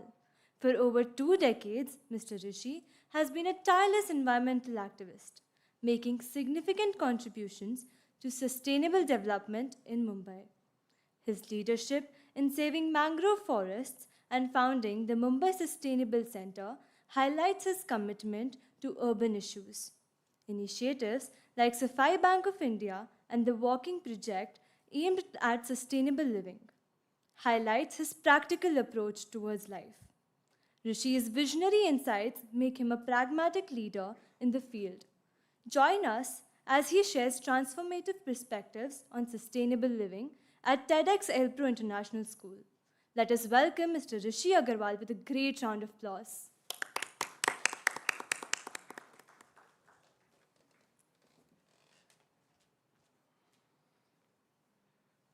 Good afternoon, everyone. I'm happy to be here and share my journey. I've all my adult life worked on environmental issues and the whole idea of sustainable cities, which are healthy for the people who live in them and also reduce the impact on the planet. So if I may just ask you, how many of you live in cities as compared to villages? How many of you live in cities? Yeah, just about everyone. That's what we call home. And this is what our cities look like. I mean, this is a evening view somewhere in Mumbai. But you can, I don't know if somebody from artificial intelligence can help me count the number of lights over there, but there are thousands and thousands of lights, and those lights are individual homes or offices. So, but cumulatively, all those lights together, everything in that image is also our home. Individual light is our home, but the whole image, the whole picture is also our home. And how we design and run our cities is really extremely critical to our own health and the health of the planet. This is a regular sight of our cities. I mean, people moving around, people living, people working, recreational areas. And there is a whole saying in software industry called garbage in, garbage out, which means that if you do not design your software program properly, then the output will not be optimal. And that's the same thing with our cities. How we design them for mobility, for living, for recreation, is going to enormously impact the quality of life for all of us. Occasionally, we might go for a vacation to Europe or somewhere else, but for the most of our time, we are going to be staying in cities, and it's important that we pay close attention to them. And more so in India, because we are rapidly urbanizing. We are now the most populous nation on the planet. We've just beaten China last year. And in another 30 to 40 years, 70 to 75 crore people will be staying in Indian cities. I mean, those numbers are very stark. And already when we see our cities, we know what all we are experiencing. We are experiencing air pollution, we are experiencing noise pollution, we are experiencing stress, and we need to pay real close attention to all of these things. Now, cities have an impact within the city, but there is an invisible impact which is not visible. Right now, when we are conducting our program in this beautiful auditorium and the school campus, there are plants out there which are giving out these smokestacks, which are giving out these thick fumes, because coal is being burnt to provide energy, the electricity, which is enabling this program. So cities create huge amount of greenhouse gas emissions, which we know is causing climate change. Cities are also causing landscape destruction, because every single construction material which we are using is coming from landscapes 100, 200, 500 kilometers away from the city. Our bricks, stones, steel, cement, sand, everything is causing disruption in natural landscapes. And so we have to be extremely mindful. I mean, mindful to the extent that every kilogram of cement or steel or bricks that we consume. But are we? The answer is no. So we need to start paying attention for a lot of reasons to our cities. While cities take in a lot of fresh resources, what they give out, unfortunately, is this. I mean, we are continuously giving out liquid waste, solid waste, gaseous waste, all kind of waste, whether it is water, ground, or air. We leave nothing free from pollution. And nothing from my side. So the idea is that while we take in a lot of fresh air and resources, we need to be mindful of what we are sending out. And it is very much in our realm. I mean, we are in the age when we are talking artificial intelligence and a lot of big things, but there is very little intelligence required to treat your liquid waste. There is very little required. I mean, this is a picture of a dumping ground, and on a daily basis, thousands of tons of mixed waste from households, from offices, from factories is going to dumping grounds like these, which should not be the case at all. This is not rocket science at all. We are talking of implanting chips in human brains, which is so much more complex and scary, but this is so much easier done. This is a picture maybe you might be familiar with. This is from your own city. But I'm saying designing cities which are walking friendly, a joy to walk in, should not be difficult at all. There's a whole saying that birds fly, fishes swim, and humans walk. So we didn't come born in an automobile. We were born from the first mobility was on our legs, on our knees. And we need to design cities which are walking friendly. So this is just a video which I'm sharing from Netherlands. Over the past 7 decades, the European cities and countries have gone through a big learning curve. These same streets which you see in the video over here were clogged with cars at one point of time. Single parking, double parking, triple parking, people honking, continuously emissions happening. And this is still from Netherlands. But over a period of past 3 decades, they have completely transformed how their cities are and gone back maybe to how we used to live before the automobile. And cities are quieter as a result. Their air is much cleaner. People are healthier because you're doing what is called as active transport rather than sitting in a car, in an air-conditioned car and continuously being transported and then going to the gym to burn calories or doing yoga. You're actually walking, cycling, and burning calories while you are also commuting. And it's so much more healthier for the planet and for you. Now, these are not the kind of distinctions which we want for our country. If you look closely, I mean, all over India, you will see the unhealthy, very unhealthy, and hazardous along China and India. And you see Europe, America, etc., with extremely clean air quality. Now, this is what, again, I'm saying that how we live, and it is with intention. And if we don't do something, that also is intention. Intention is not just doing something. Not doing something is equally an intention. So we need to, by intent, design cities which have clean air. Ultimately, forget what's happening with the polar bears and what's happening with the elephants and tigers. I mean, the air we are breathing is directly impacting us, nobody else. So this is the kind of things which we need to look into for while designing cities. Now, having given the broad overview, it's a very, very complex arena, as I've realized over the past 25 years. And one of the best ways in which you can create sustainable cities is by your individual choices. How much of energy you consume, what means of commute you use, what products you buy, all of that has a big impact on how the city is impacted and the planet is impacted. And there is a saying called think globally, act locally. And so it's important that we act locally, and locally is as local as my individual choices. How much of air conditioning you use, how much of diesel, petrol, CNG you use is all numbers which are available to you. You don't need to rely on your municipal corporation. This is again a favorite of mine, how we handle waste at our homes. This is a home composting unit where all of this raw material goes in, your fruit peels, your vegetable peels, and everything comes out as great quality compost. Whereas if you were to give it to your municipal truck and it goes to the dumping ground, the picture which I showed you recently in the previous slides, it's environmental havoc. All the leachate goes out, there are people, rack pickers, pulling out dry waste material which you could have kept aside at your home and given at the building level to somebody. So this is another program which we run, which is called Safai Bank of India. Beautiful program. I mean, these are wrappers which you see the children collecting, and schools and colleges open Safai banks where everybody brings their wrappers. And to date, I think we've almost diverted more than 1 crore, 1.5 crore wrappers away from dumping grounds. So these are the kind of things where you don't have to go out of the way. People are doing plogging, beach cleanups, etc. But we are saying if you just take care of all your wrappers or your dry waste, and your school becomes a place where it can be collected, then massive transformation can happen. And you don't need to give too much of time. Neither do you need to give time, neither do you need to give money. These are simple switches in the mind. This is intention. So this is one of the bigger thoughts which I want to leave you with. Uh, this is a big area of work, but millions of people and their intentions.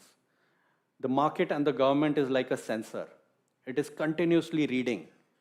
There are 100 people in this audience. Okay, what are those people thinking? And the market is shaping products or services or responding to individual intentions. And same is with the government.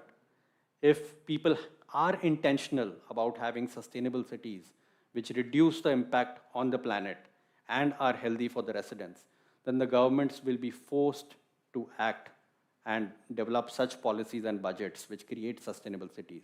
Whereas on the other hand, if all that people are excited with is the latest highway or the flyover or the latest model of the car, and everybody is aspirationally only looking at rides and speeds at 80 kmph and going from one city to another, then that's what the government or the market is going to cater for. So individual lifestyles and choices have a big impact, and they shape our collective destiny. And that's the thought which I would like to leave you with, that cities really hold the key to all our climate action, to our sustainable development goals, to our individual health goals. So India is going to be the most urbanized country in another 2 to 3 decades. If we don't design our cities and manage our cities properly, we are only going to create problems ahead. But if we design them properly, which I am hopeful, and that's my hope with this lecture, that this will inspire you as well, then I'm sure we can come to a golden age of Indian cities, and which is where the people, planet, profit, everything can go together. Thank you very much.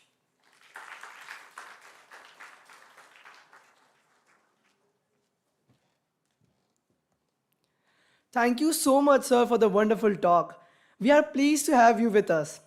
I would like to call Amrita ma'am to honor Mr. Rishi Agarwal with a token of appreciation.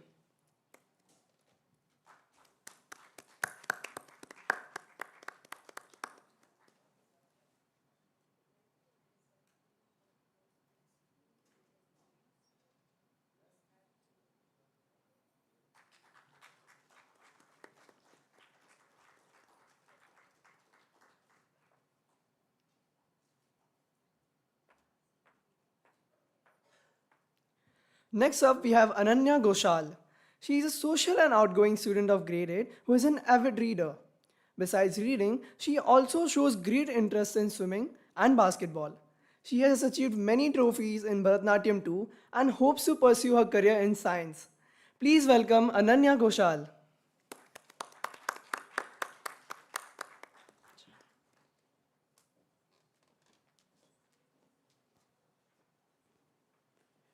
When I was 5 years old, my family and I moved from India to New Jersey in the USA. I still remember my mom taking me to my Bharatanatyam class every Friday back then. Fast forward to now, in the span of just a few years, I've switched from Bharatanatyam to karate to swimming and now basketball. It might seem like a lot, and don't get me wrong, it definitely is. But you know what the funnier part is? I want to become a doctor now. And I know what you all might be thinking. Her hobbies change at the blink of an eye. How can we know for sure if she really wants to become a doctor? In fact, some of you might even call me a quitter. But there's more to my story than just quitting. When I quit Bharatanatyam, I didn't leave because I was lazy or tired of it. I simply quit because it didn't give me the joy or wish to continue anymore. And my parents, being my parents, didn't agree with me. They wanted me to continue and never give up on it. And they're not wrong in doing so, because pursuing it would certainly open so many opportunities for me in the future. In fact, my dad, to this day, still insists on starting it again. So much so that there's a small part of me, maybe in my subconscious, that wishes I never left. But I know that no matter how much I tried, it would still make me unhappy, because my intention had changed. And due to that, I simply didn't have the passion for it anymore. But doing Bharatanatyam has taught me that dancers sometimes have to improvise on stage. Similar to that, life also throws unexpected challenges at our way. Just as dancers rhythmically adapt to their music, It's our job to be adaptable and make the most out of life's opportunities.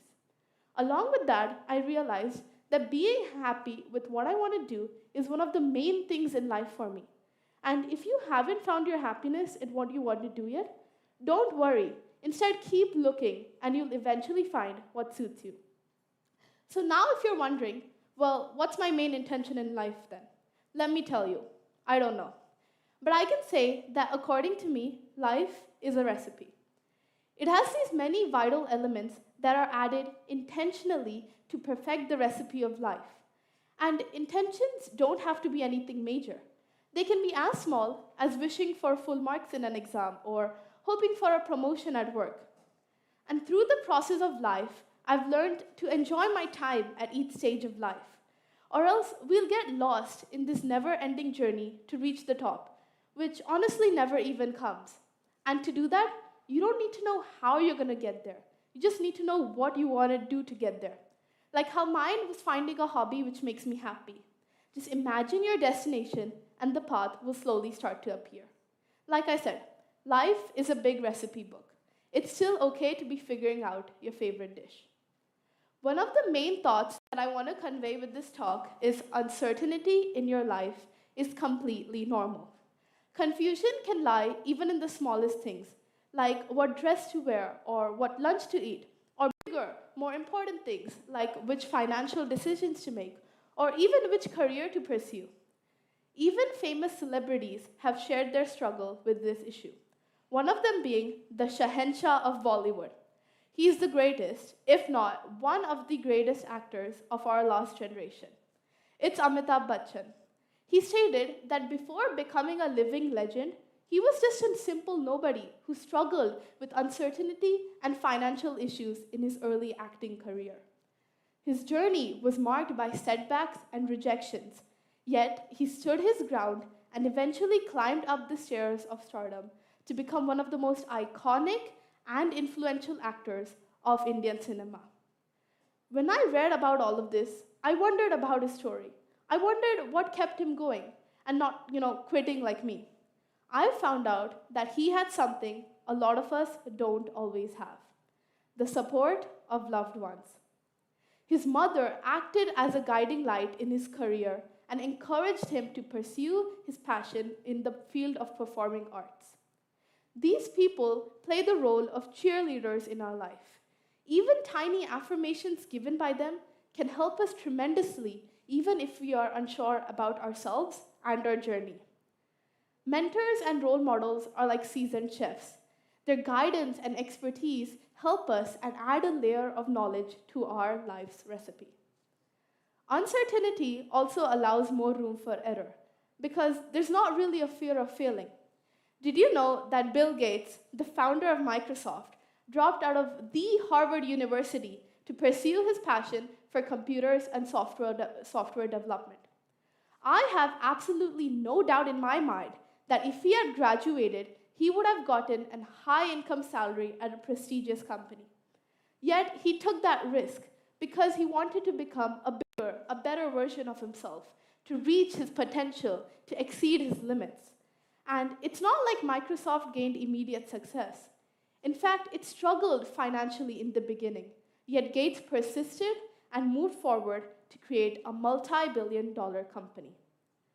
Following your passion in the recipe of life is like adding the secret ingredient. Even if you're unsure about your journey, that ingredient becomes a secret spice that transforms your journey and makes it rewarding and fulfilling. Nothing is ever constant in life. Our ambitions and our thoughts are ever changing and evolving. What we thought we wanted in our younger years changes as we gain new insights and develop our understanding. So don't pressurize people who don't know what they want to do yet. Instead, support them and help them. And once they find out what they want to do, they'll eventually find a way to help them get there. For example, I think most of you have seen the movie 12 Fail. If not, well, it's about a boy named Manoj Kumar Sharma and his journey of becoming an IPS officer. Now, there are plenty other movies like this, but in this movie, there was a specific part that I could relate to. And that was when he was in his final interview, in his final round, and he stated that his goal isn't to become an officer, it's to reform the country and to make it a better place. And he could simply do that by teaching students at a local school. And that part really stuck with me. To end it, I would like to say that life is a journey. Just like a recipe, everyone has a different way of living life. We all might be trying to cook the same dish, but our thoughts, our ingredients, they're all different. For example, let's take a pizza. I'm sure no one here can deny a good pizza, but we all like it differently. Some may like a classic margherita, others may like it with olives and peppers. We all keep trying to perfect the dish, even though we don't know what's required for it. We might even fail sometimes, but that teaches us to change the recipe and learn from our mistakes. At the end, the most important part is that we must keep trying until we succeed. To end it, I would like to go back at the beginning when I asked if you would even take me seriously when I said I wanted to become a doctor.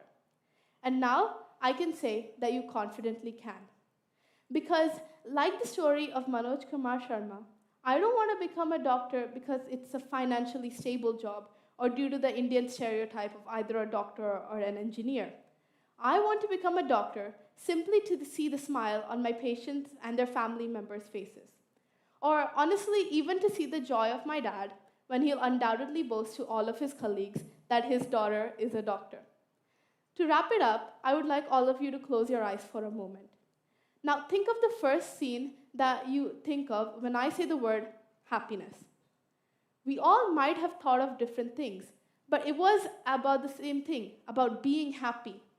This may seem like a simple example, but at the end of the day, this is really what life is. We may be unsure about our intention, but it always lies there in some form within us. Our job is just to find it, and once you do that, you'll always find a way to reach there. So to conclude, continue cooking your own dish, and just remember that life's recipe isn't fixed. Thank you.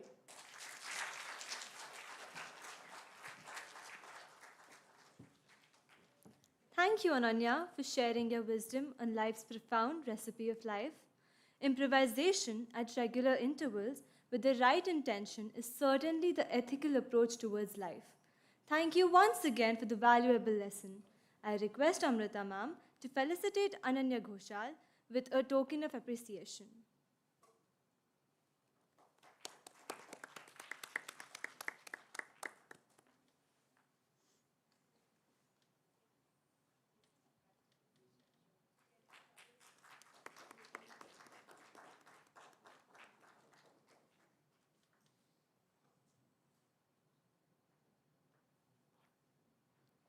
I would now like to call upon Mr. Vinod Dubey, a renowned artist and the founder of the Mitti Art Studio and Mitti Folk Music.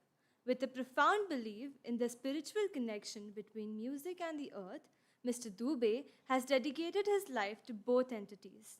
A distinguished singer of folk music, bhajans, and playback music, he is recognized for his unique style in composition and singing.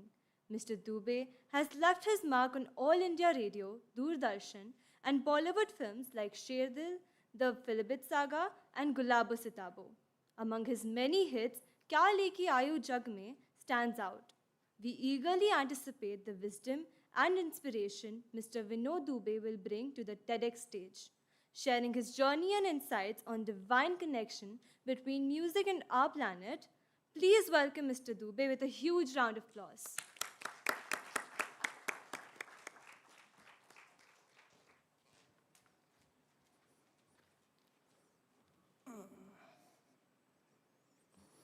आप सभी की सात्विक ऊर्जा को नमन करता हूं।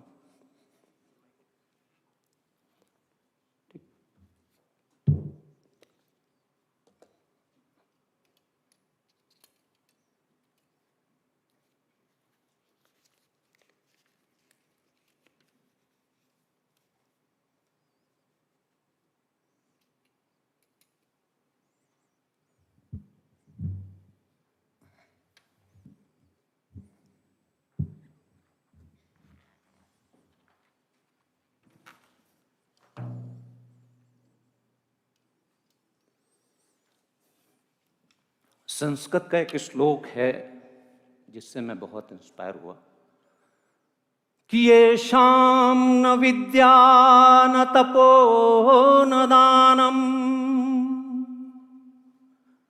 ज्ञानम न शीलम न गुणो न धर्मः ते मृत्युलोकेन भुवि भारभूता मनुष्यरूपेण मृगयाश्चरन्ति। गूगल में देख लीजिएगा हिंदी, क्योंकि इतना टाइम नहीं है। माँ को नमन करता हूँ। माँ प्रथम गुरु, उसके बाद गुरु। मेरी जर्नी शुरू हुई, माँ सबकी शुरू हुई वहीं से। माँ, मिट्टी, म्यूजिक और मैं विनोद दुबे। तो मैं गुरुओं पे कुछ दोहे कहते गुनगुनाते आप सबको अर्पण करता हूँ। गुरु गुण तेरे गाऊं, चरणन में शीश नवाऊं, चरणन में शीश नवाऊं गुरु मोरे। गुरु गुण मैं तेरे गाऊं, चरणन में शीश नवाऊं, चरणन में शीश नवाऊं गुरु मोरे। गुरु दियापन ज्ञान का मिटा दे तो अज्ञान। गुरु दियापन ज्ञान का मिटा दे तो अज्ञान। गुरु दियापन ज्ञान का मिटा दे तो अज्ञान। और शिष्यन को समर्थ करे, तोड़ देत अभिमान। गुरु गुण तेरे गाऊं, चरणन में शीश नवाऊं, चरणन में शीश नवाऊं गुरु मोरे। गुरु, और आजकल बहुत जरूरी है गुरु और महागुरु पहचानना बच्चों के लिए, तो उस पे भी है। कबीर ने भी कहा है कि चोला देखी न कीजिए, जांचों पर खो गया। चोला देख न कीजिए, जांचों पर खो गया। चोला देख न कीजिए, जांचों पर खो गया। सम्मार्ग दिखलाई दे, भस्म करे अज्ञान। गुरु गुण तेरे गाऊं, चरणन में शीश नवाऊं, चरणन में शीश नवाऊं गुरु मोरे। गुरुओं को नमन। मेरी जर्नी यहाँ से शुरू हुई। गुरु ने बताया, फिर मिट्टी पे आए हम लोग। मिट्टी कुछ कार्मिक था, कुछ ईश्वर से मिली। आजकल बच्चे नहीं खेल पा रहे हैं मिट्टी में। मेरे पास बहुत बच्चे आए। मेरा सबसे छोटा बच्चा जो मिट्टी खेलने आता है वो 70 साल का है, तो मैं बड़ा प्राउड फील होता हूँ। मिट्टी ने हमें सेंटरिंग सिखाई, मतलब फोकस। आज का फोकस अगर वो नहीं है तो मिट्टी पॉट आपका बिल्कुल सही नहीं बनता है। कहीं पे भी एक जरा सा मिट्टी और जीवन, मैंने देखा पॉट और जीवन परफेक्ट कुछ नहीं होता है, लेकिन कोशिश करके करो कितना परफेक्ट हो जाए। जीवन में आपकी लाइफ भी 100% कुदरत भी नहीं होती। कभी 2 दूनी 4 करती तो कभी 2 दूनी 2.5 भी कर जाती। तो अगर सेंटर और फोकस करके हम चलेंगे तो मिट्टी मेरा ख्याल बहुत करीब लेके आती है आप सबको। कब है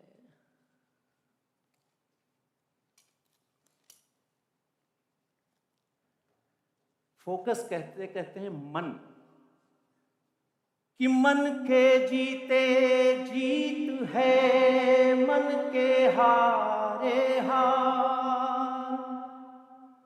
ओ महाबली मन आपनो, मन से करो विचार।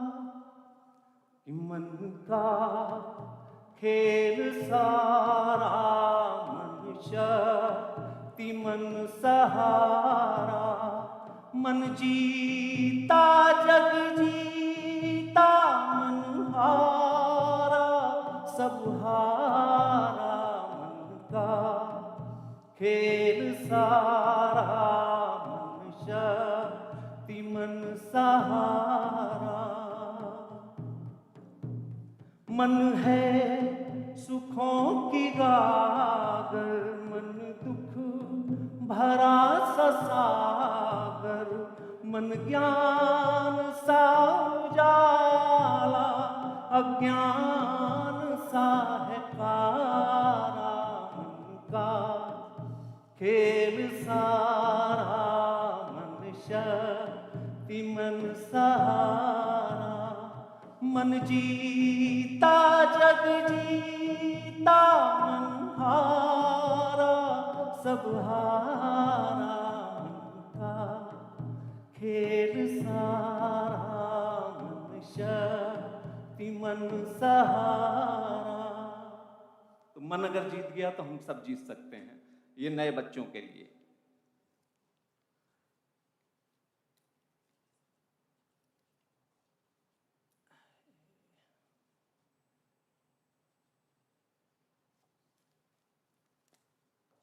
जिंदगी ने अगर मिट्टी ने सिखाया है तो हद से बहुत जरूरी है।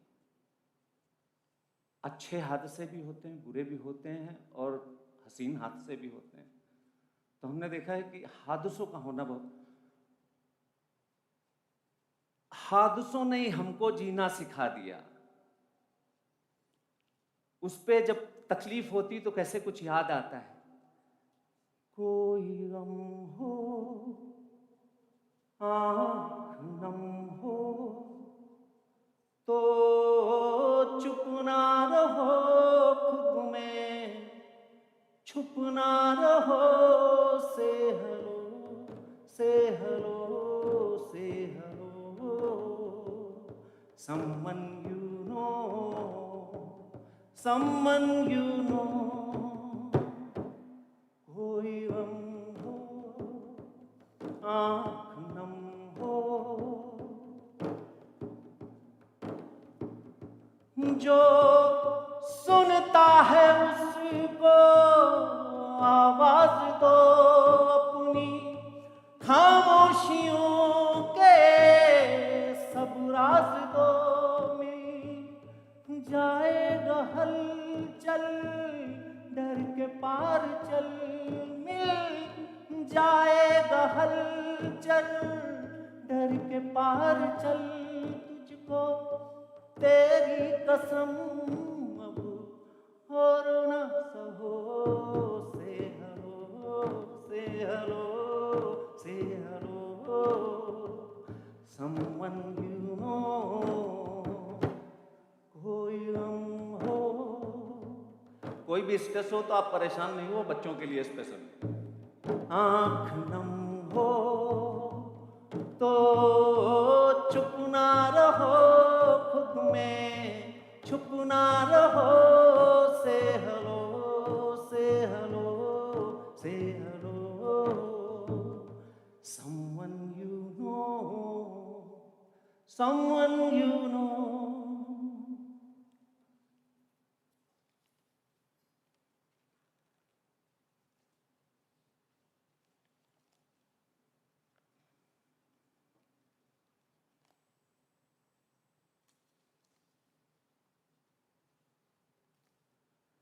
मैंने जो जर्नी अपनी देखी है, शून्य से शून्य की रही है।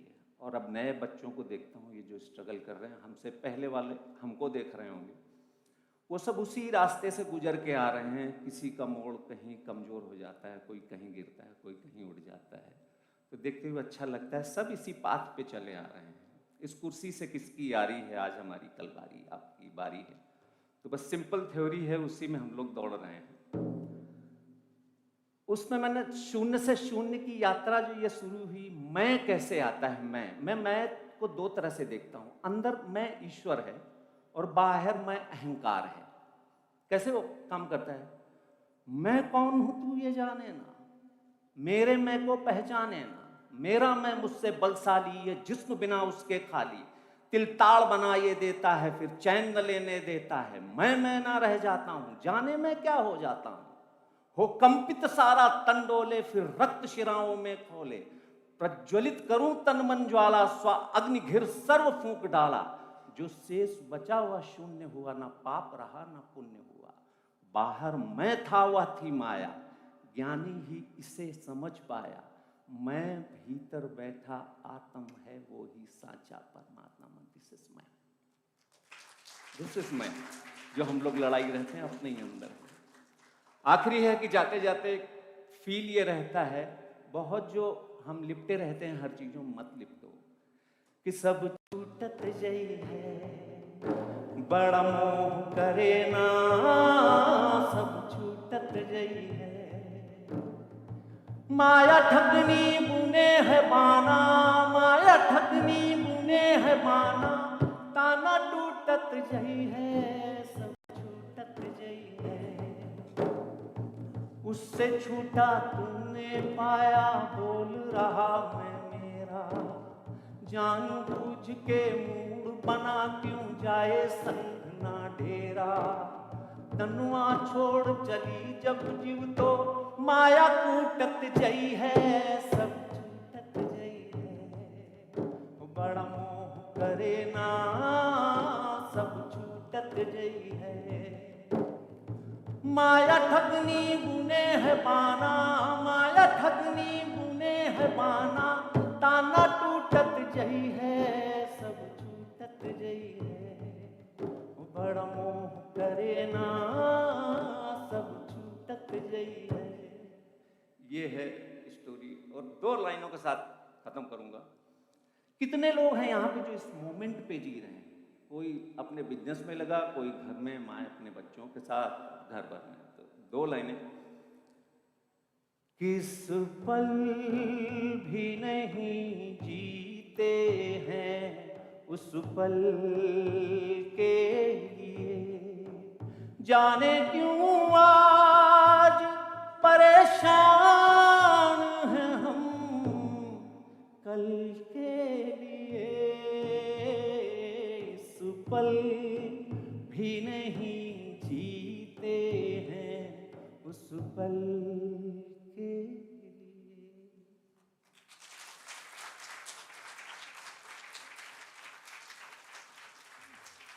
Thank you.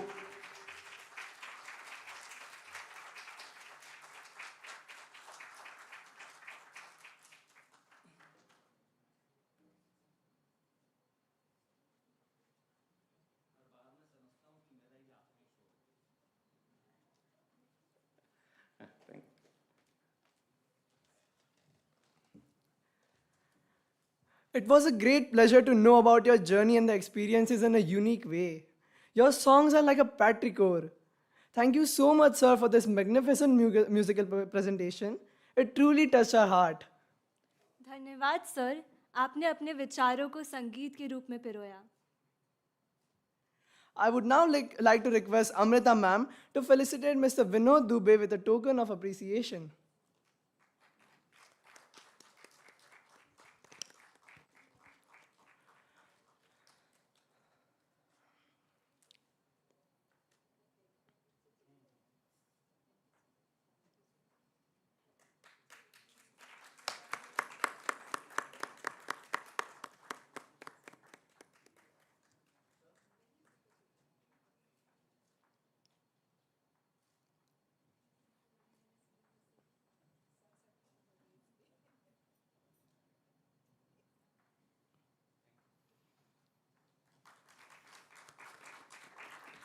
Our last speaker for today's event is R.V. Bosley. R.V. is a 3rd grader and the youngest of all speakers in this event. This being her first talk performance, she is excited to have the opportunity to be on stage. She has been passionate about performing on stage since her childhood. She recently shined on stage with her performance in the school annual concert. She loves swimming, trekking, reading, and hanging out with friends and family. Let us welcome R.V. Anil Bosley with a hearty round of applause.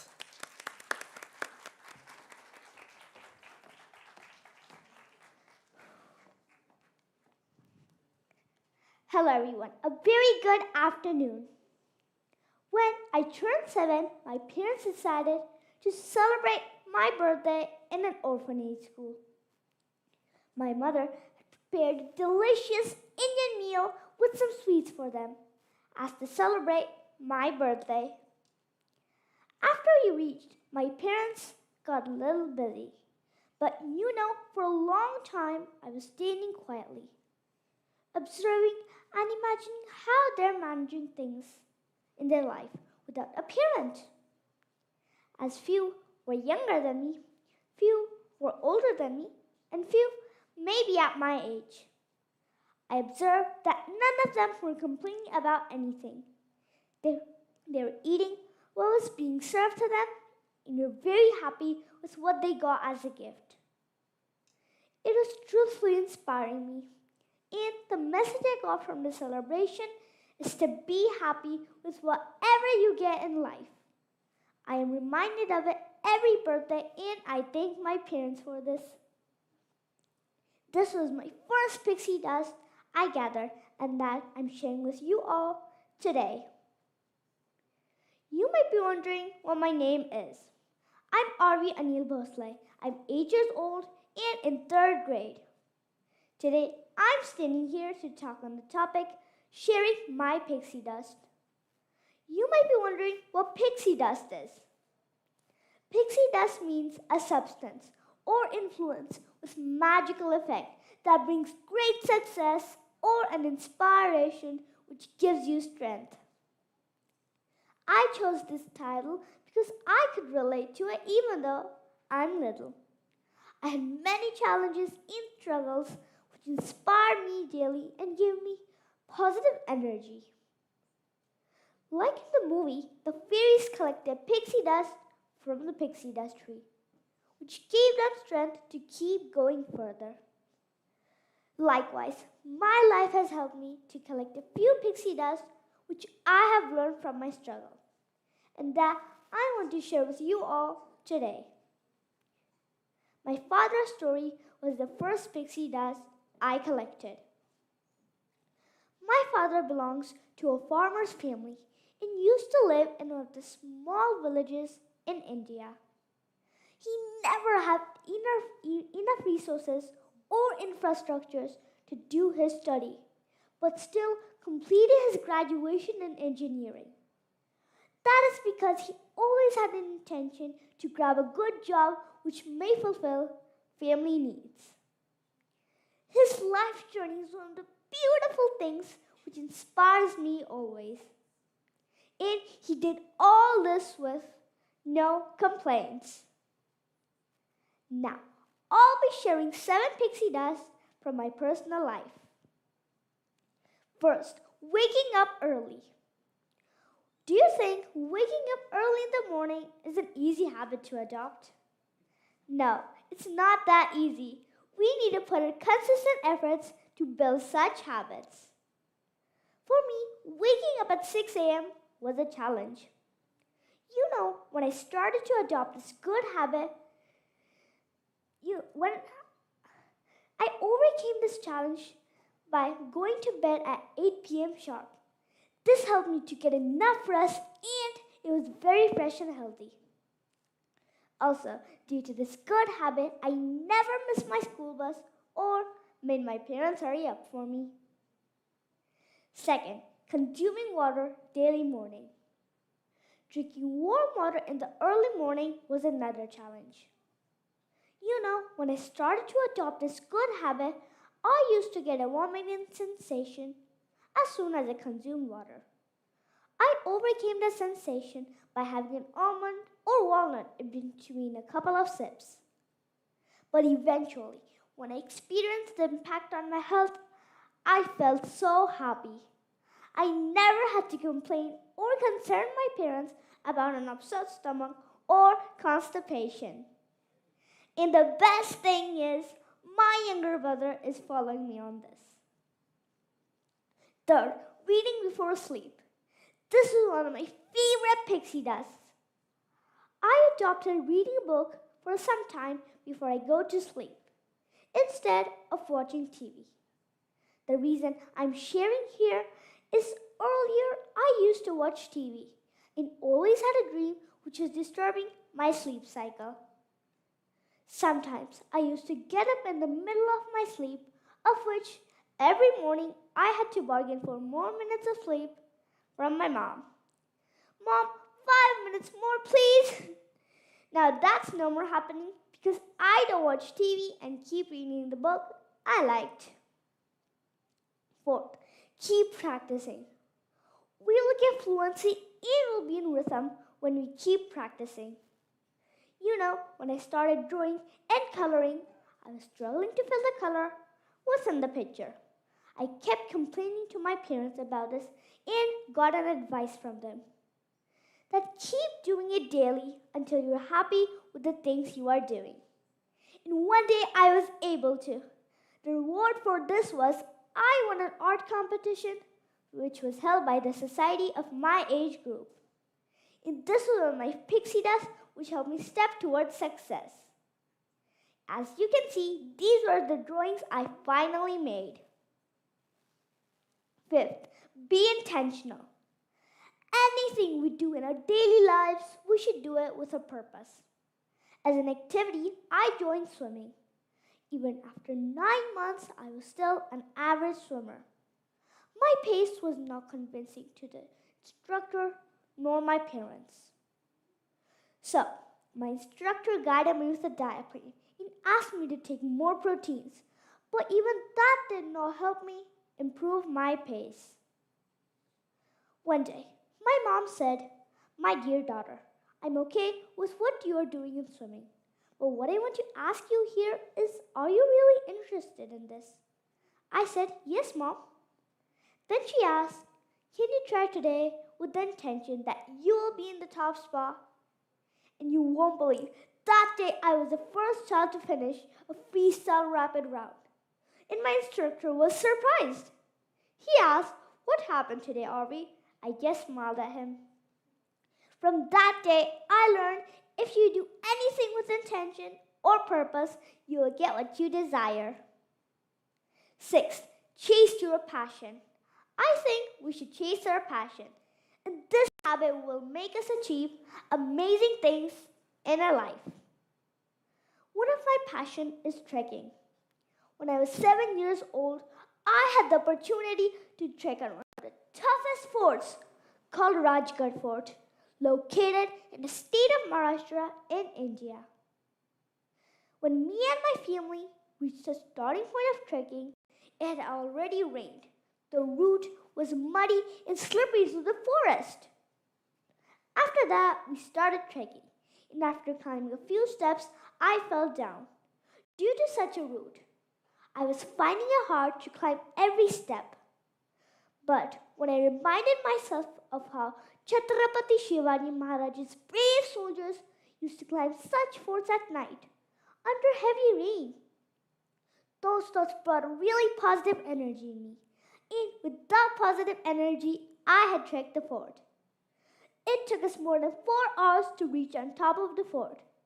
When we reached on top of the fort, the scenario was amazing. And I myself couldn't believe that I did it. My pixie dust here is to chase our passion. We can do anything. And this will help us to achieve our goals in life. 7. The last but not the least, express yourself. When we express or share things with our parents, we will absolutely get the correct direction. In my previous school, I had a tough time getting a seat on the school bus, as all were occupied. I thought I may not get it and just kept going. One evening, I was resting on my mother's lap. My mother asked, "My dear, how was your day?" Then immediately I said, "Mom, I'm not getting to sit on the school bus. I'm feeling tired and I don't feel like standing." When I expressed this to my mother, I had an intention that I should be getting a seat. My concern got resolved after talking with my mother.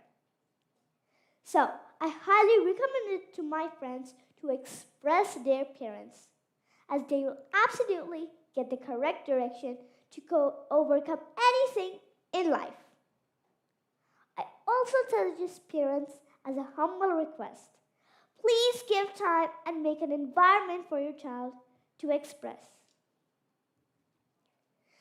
These were my pixie dust. which made me learn a lot to achieve goals in life. And I'm sure if children like me do anything with intention, we will never get disappointed. Here's something well said by a famous author. Strength in growth come only to continuous efforts in struggles, said by Napoleon Hill. I hope you enjoyed my talk and collected some pixie dust for yourself too. Thank you!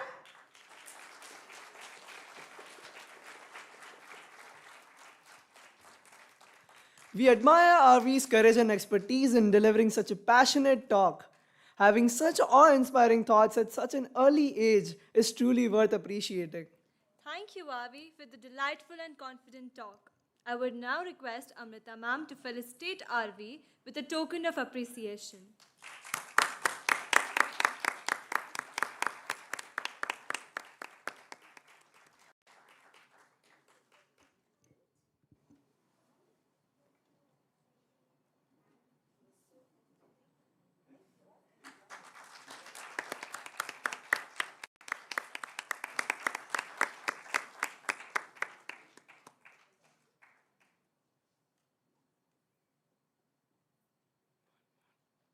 To lighten up the mood, we have Arsh Chaudhary performing a short piece on the percussions. Let's welcome him with open hearts.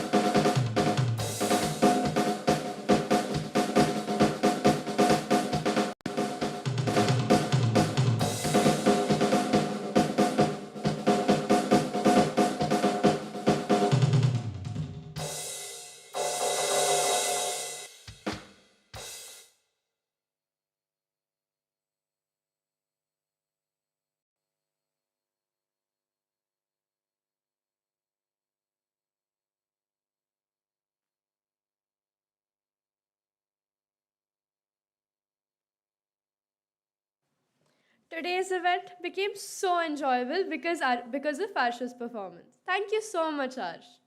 To conclude the fourth edition of TEDx Elpro International School, we hope you take these stories, insights, and strategies back into your lives. Throughout today's TEDx talks, we've explored multifaceted ways in which intentionality can manifest in our lives. We've explored the mindfulness with which we approach our daily routines to the courage with which we pursue our dreams. We've heard inspiring stories of individuals who've composed themselves to live deliberately with purpose. Ladies and gentlemen, as we draw the fourth edition of TEDx Elpro International School to close, I want to take a moment to express our heartfelt gratitude to everyone who made this day not just possible, but truly memorable. A huge thank you to our incredible speakers who shared their inspiring ideas and stories, sparking curiosity and conversation. Your willingness to share your insights and experiences has enriched us all. This event would not have been possible without the support of the entire student committee, teachers, and our trainers who have helped young minds to be TED speakers of tomorrow. Now, we would like to call upon Amrita ma'am to felicitate Ms. Pranjali, the Vice President of Training and Training Systems at Skillsphere Education.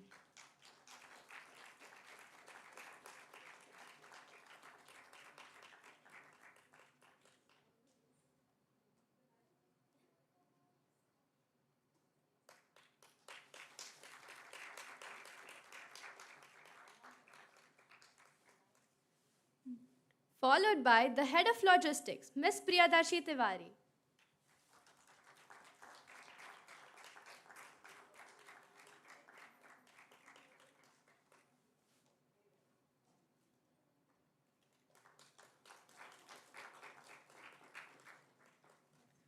Followed by the organizing committee consisting of Palash Mangtani,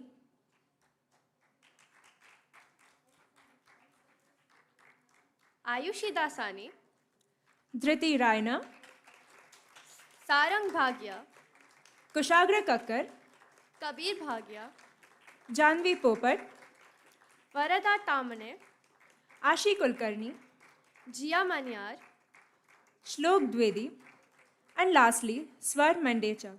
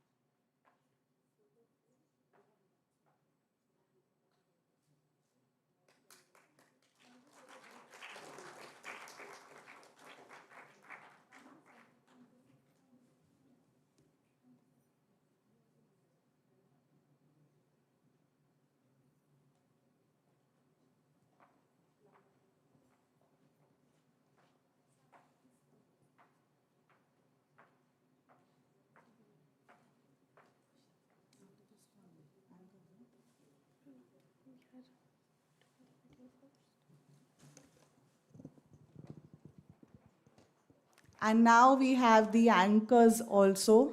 So since they cannot announce for themselves, I take this opportunity to congratulate our anchors and call them up, please.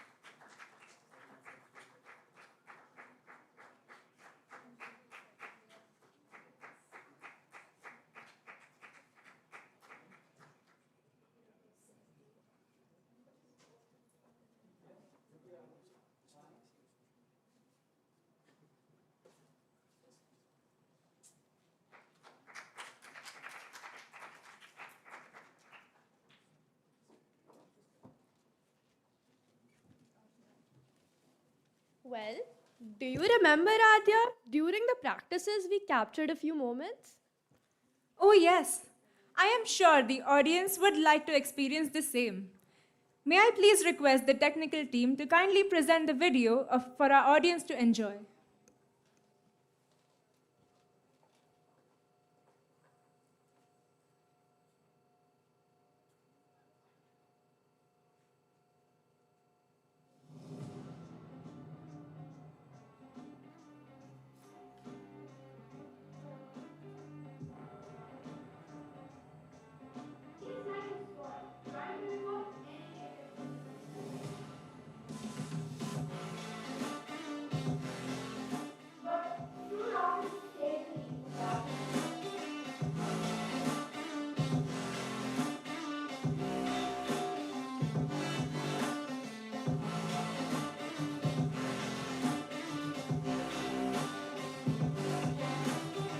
So TEDx is one such event that we all look forward to. Seeing our children walk up the stage with such confidence and speaking so confidently really feels nice. And I would say TEDx is a potpourri of learning, fun, and lot of craziness. See, look at her here, all coming out. She's head of logistics, Priyadarshi. Priyadarshi, how do you feel about TEDx this year? It was so tiring. You all can't even imagine the tremendous efforts that we took into having this event be successful. It was so hard, but the excitement is still there, and we can see this by the faces of our yeah. So as you can see, these people are super excited, and I can't wait for the success of this event. Honestly, I am really excited to do the anchoring for such a prestigious event. And also, it's fun to wear something other than school uniform once in a while. This is the first time I'm going to be a TEDx speaker. Quite overwhelmed, nervous and happy at the same time. Especially excited to be on such a big public platform, to be able to share my views with such a large global audience, and especially excited for the goodies as well. I'm feeling kind of excited and nervous, mainly nervous. You see, TEDx has been a really good experience for me all throughout the 2 weeks. I've had really fun with my trainers, the teachers, and my fellow speakers. This was quite overwhelming to me. One advantage that I got was coming to school and not studying at all. And it's also a lot of fun. And you also get a lot of things like pizza like now. And so I'm happy with it.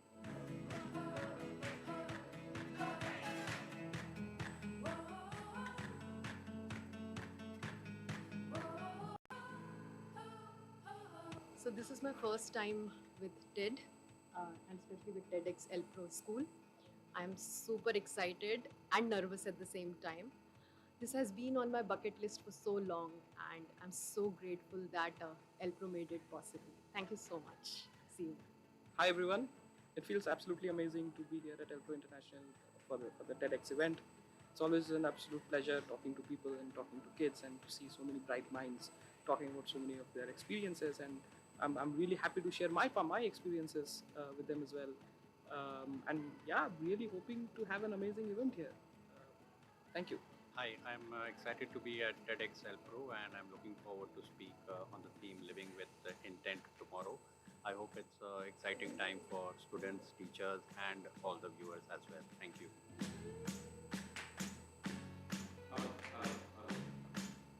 Hello नमस्कार, मैं अभी L pro international school के प्रांगण में खड़ा हूँ और TEDx talks के लिए आया हूँ। बहुत वार्म वेलकम मिली सबकी तरफ से। बस कुछ गुनगुनाऊँगा, क्या गुनगुनाऊँगा मुझे नहीं मालूम है, पर बेसिक मेरा थॉट रहेगा कि माँ, मिट्टी, म्यूज़िक और मैं।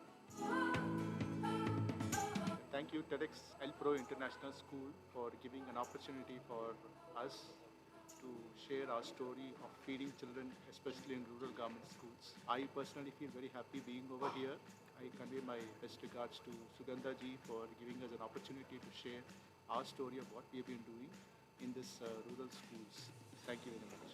Hi everyone, this is Sugandha, the convener of TEDx El Pro International School. We are overjoyed with the fourth edition that is happening in our campus today. Very, very grateful to all the speakers for sharing their inspiring stories. I think you all have seen the matters that went behind. So signing off for this year until we meet again in the fifth edition next year.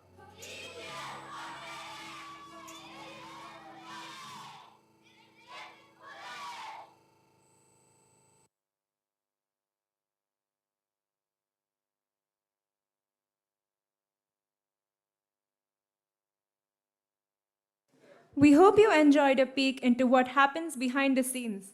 I, for one, can definitely say that it was an unforgettable experience for all of us. Living with intention, our paths we define. Each choice in action, a purpose to shine. May this spark within forever align to illuminate the world, one dream at a time. With the hope of meeting the lovely audience again for another event, I would now like to hand it over to Sugandha ma'am to propose the vote of thanks.